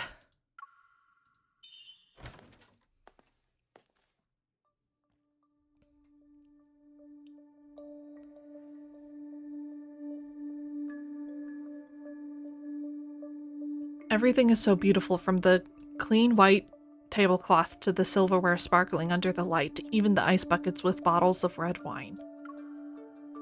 The gory scene I envisioned didn't appear. Inside this calm room, the other voice's owner had vanished without a trace. Terrifying! This feeling again. I'm hungry all of a sudden. Why? Silas picks up the decanter beside me, walks to my side, and pours me a glass of wine. Behind me, the shadows press down, their invisible pressure suffocating. I hold onto the chair with one hand to steady myself and grab the knife on the table with the other. That's not gonna do anything, ma'am. This will be useful for defending yourself in the N109 zone. Silas coldly chuckles as he places a familiar gun on the table. He's just like, here you go. Are you mocking me? I'm giving you a way out. Yee. Since you can't escape, why don't we make a deal? Hee. Glaring at him, I drink the wine to taunt him. Anakinus's modus operandi is buying and selling by force. Too bad, I'm not interested. The ice-cold liquid slides down my throat, and soon I feel a burning pain in my stomach. The wine is stronger than I thought. I still can't help but chug one glass after another, hungry and thirsty. It's as if I'm trying to numb myself with the sensation. Ma'am? As long as you have desires, there will always be deals to make. Hee. With his crimson eyes full of malice, Silas flashes a hint of a smile. Are we sure that it's malice? His tall figure blocks out some of the light, and I can see his right eye starting to glow red. This means he's using some kind of power. Then I'd be in a daze and experience auditory hallucinations. So many days have come and gone. You should know your own desires by now. Confusion, restlessness, this insatiable emptiness. It's a black hole trying to swallow everything. Only I can give you what you want. And you will agree to my terms. Oh boy. I can't allow myself to be controlled by this person again. I force myself to stand up, spurred on by the alcohol I drank. Careful, ma'am. What terms? You just want to resonate with me. You know what? Fine, I'll accept this deal. I resonate with you, and you give me the ether core from Anakinus's auction. As I say this, I grab Silas's hand. His fingers are long and his palm is cold. Even touching his hand faintly brings forth a sense of dread. Release me. You can't do that just yet. Don't move. I look up at him, trying to use my remaining sobriety to find a hint of emotion, anything on his face. For a moment, a complex, incomprehensible struggle appears in his gaze. What could be the source of that? Ooh, I'm gonna write that down.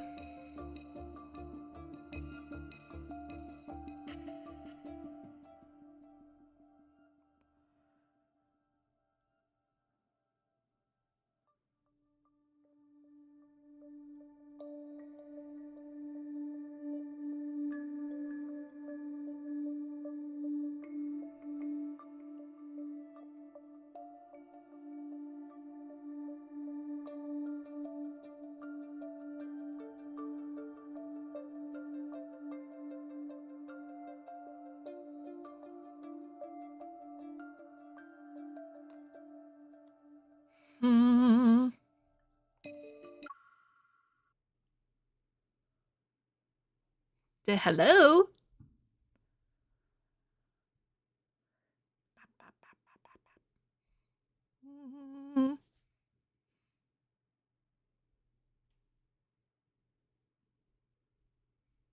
I think my brain's starting to fry. Good thing I only have a couple of chapters left for today. I'm struggling. He's probably conflicted. Like,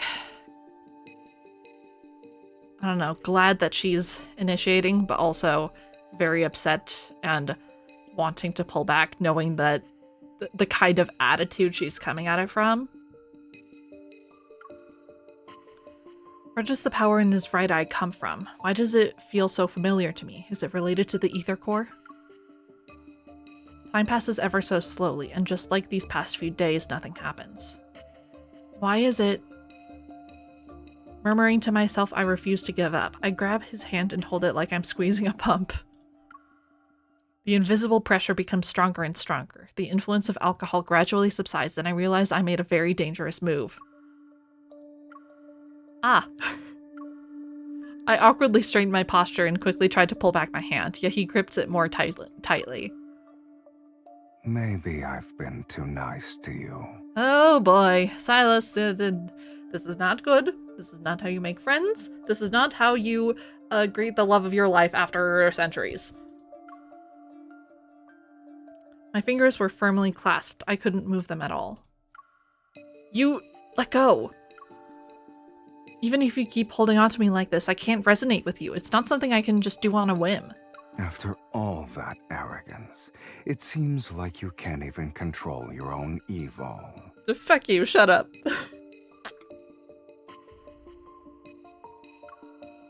At the very least, it doesn't want to be activated in front of you. Silas stares at our interlocked hands blankly for a long time, and finally he slowly lets go.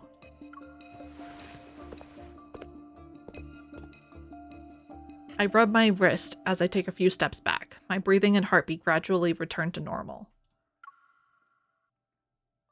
We were at a standstill, then with a thoughtful expression he leans back in his chair and looks at me. Just as I thought. You're too weak. Bitch! Where does he get all this confidence from to make such a conclusion? Is everyone in the N109 zone weird? Silas pinches the area between his brow, then wraps his knuckles on the table. Eat as much as you want. He says those words like he's giving out an order that won't be questioned. What? Are you... The word insane is on the tip of my tongue, but I force myself to stop talking. I turn to look at the long, seemingly endless table behind me. It's filled with countless exquisite dishes, the lavishness almost dizzying. I'll give you 10 minutes. After you're done, come find me outside the base's entrance. Okay. Better hope our deal is successful. Otherwise, consider this your last meal. Jesus. Alright, dude, he was fed up with her not remembering him way early on. He is not a happy camper.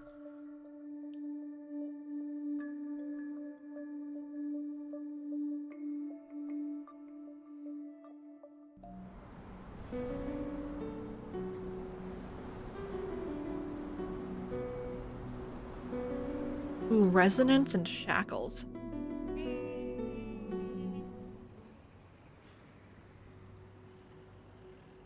I must have been really drunk to make a deal with this monster.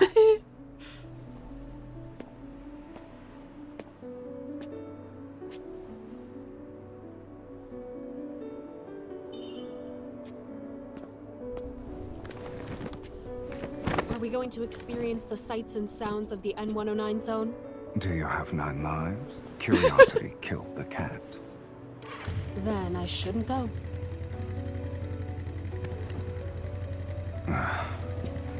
He's so annoyed. You like to bargain, don't you? He's so upset.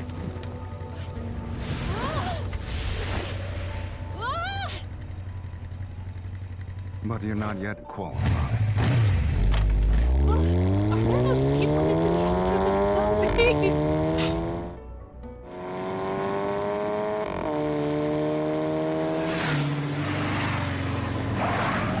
Jesus.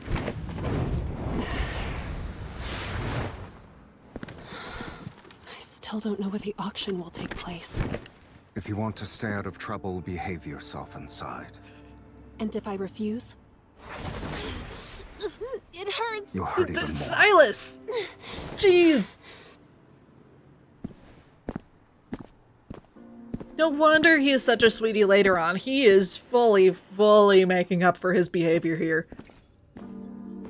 Who is it? If you want to order something, bring your own protocol. I won't accept anything that isn't high grade. I love the shopkeeper's voice actor. Mr. Silas, you don't usually do surprise visits. I got you a guinea pig. It's time for your Evol linkage alteration project to have a living test subject. Oh my god. Wait. You wanna alter me? Jesus. You bastard. In that case, let me take a look first.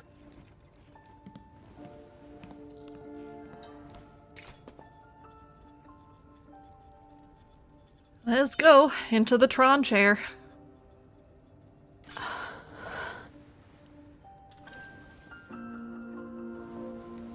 Sir, you're not actually going to alter me, right? I'm just a normal evolver. Trying to bargain with me is pointless. No one can change Silas's mind. Ew. You have the Resonance Evil?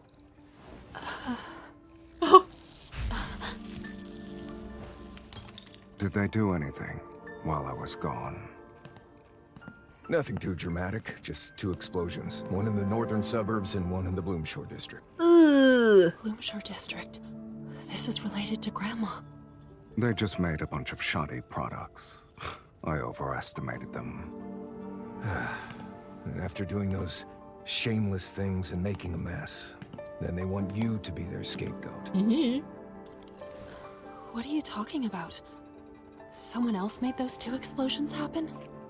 Oh dear, you look disappointed. Instead of searching for the truth, you'd rather swallow a lie that makes you feel better. Yeah, kinda. I'm afraid she's not a suitable recipient. Her evol linkage is completely normal. Only the strength's been suppressed. Oh boy. Did someone put in a suppressor? I don't think it's physical. It's not my fault. I can resonate just fine with others. Oh.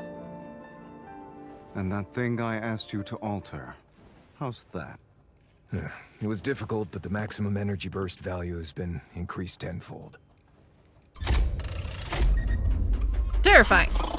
A little thing? Are you really going to use it?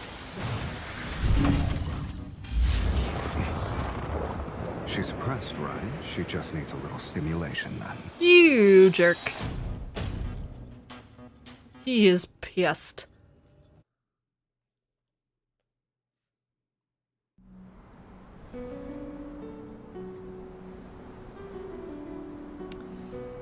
Okay, last one for today. Finally, my throat is killing me. Jesus, it's almost 4 hours? My god, I need to take a break.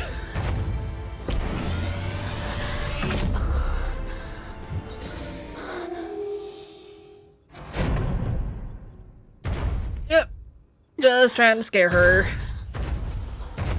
Alter her energy linkage now. Make it as strong as possible. This isn't what we agreed to. He is fully desperate now. Like, full denial desperation mode. Relax. And again with the hand holding. You can handle it. Mr. Silas, there's another Here it reason why comes. she can't resonate. I'm so sorry, boy. You see, her evol is special. It utilizes the waves generated by the human brain's magnetic field. Maybe her brain's magnetic field produces repulsive waves against you. That's why she can't resonate with you. Get to the point. To make a long so story sorry, short, Silas. on a subconscious level, she's either rejecting you, scared of you, or, disgusted by you. Ow.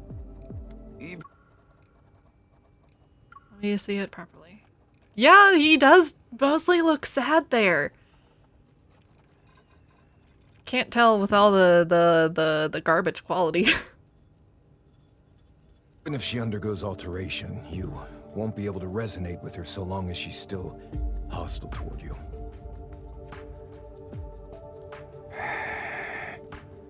And Mr. Silas, if the alteration fails, she will be completely ruined. We need to address the cause first.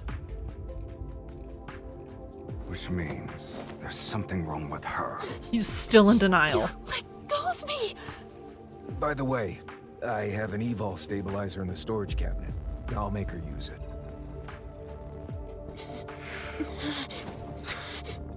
Ugh.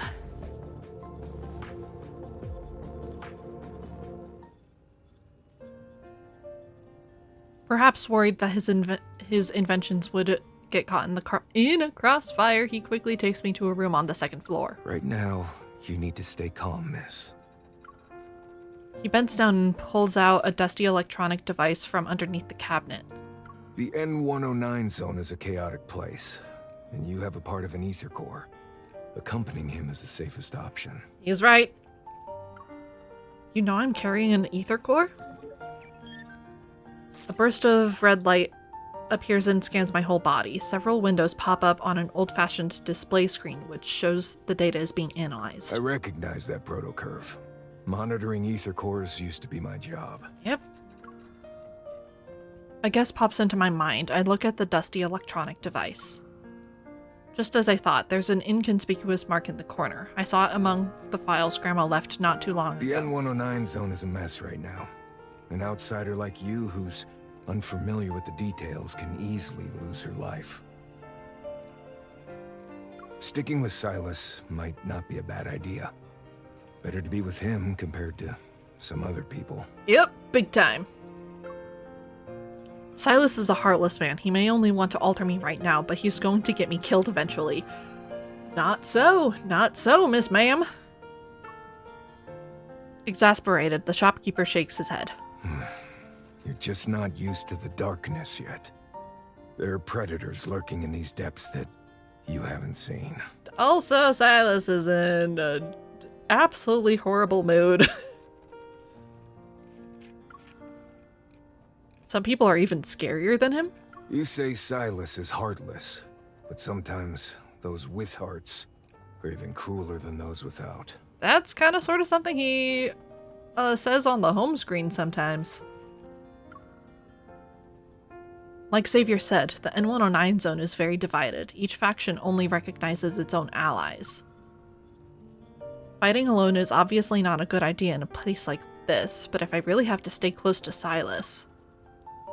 The shopkeeper's concern seems to be genuine. After weighing my options, I nod and flash a reassuring smile. I understand what you mean. I'll give it some thought. Beep. The lines on the screen rise and fall, showing two intertwined curves. Alright. There's nothing wrong with your evil. The energy of the ether core inside you is also stable. Have you figured out what you'll do next? The ether core's other half is one of the items at the auction. Naturally, I don't assume I can get it by myself. The only advantage I have is having part of an ether core in my heart. Since I can resonate with the energy, I should be able to sense its location. The real problem is figuring out how to escape from the predators lurking in the depths after I obtain it. The N109 zone is currently a mess and there are enemies no matter where I go. If I have to work with someone, the strongest person here would be the best option. Maybe I should actually make a deal with Silas. Upon realizing this, my next step becomes clear. I get up and say goodbye to the shopkeeper, and when I spot that familiar mark, I look back at his dark, weary expression. Were you acquainted with my grandma? He just waves his hand, gesturing for me to leave. Well, if all goes well for you and whatever happens, then I can say I've repaid Miss Josephine's kindness.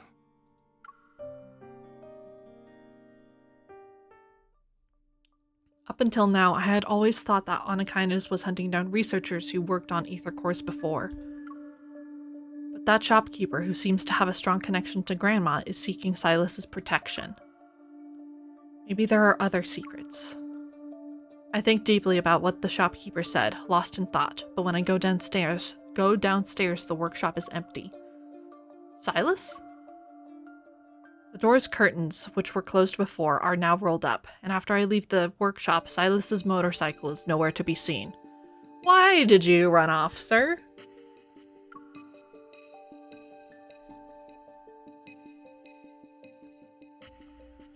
What? Did he just ditch me? Silas? The only response I get is a faint thud from the unlit alley next to the workshop. It's probably trash that fell onto the ground. Just when I was thinking about whether or not I should work with him, he disappeared on me.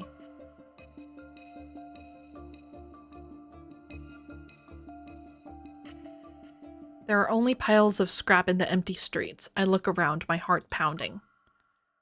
Maybe after confirming he couldn't resonate with me, he finally lost his patience and interest. So be it. At least I can freely move around now. Would you like to buy a flower, miss? Oh boy. A clear voice resounds. I turn and see a little girl behind me. She appears to be 8 or 9 years old. No, thank you. Would you like a gun, bullets, or a protocore then? I have them all. Oh, you poor child. I don't need those either. But it might be a good idea to chat with the locals and get information about the auction. I kneel down to be at eye level and tap her basket. You know where I can buy some intel, sweetie? That's easy. Follow me. 2 sets of footsteps echo across the empty street. Meanwhile, the sound of flapping wings can be heard in the distance. I look up at the sky, but I see nothing except dark clouds that obscure moonlight. Mephisto's keeping an eye on her.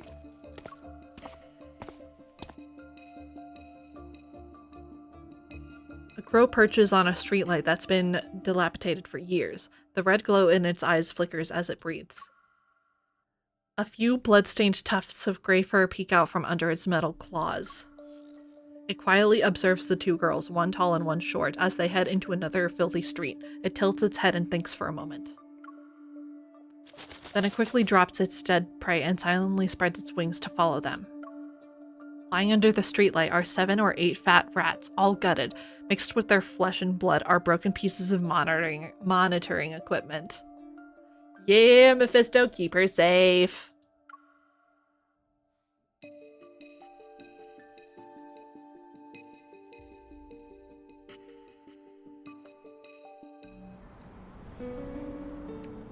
Okay. Yeah. My brain hurts. My head hurts. My throat hurts. Oh god, it probably was not a good idea to start Silas's chapter today. I think I went a little bit beyond my limit. Oh boy, almost 4 hours, just about 4 hours. Ouch.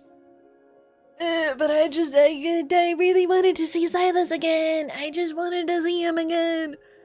Next time I will do his next set of chapters. And then probably use Myth. And I will leave it at that.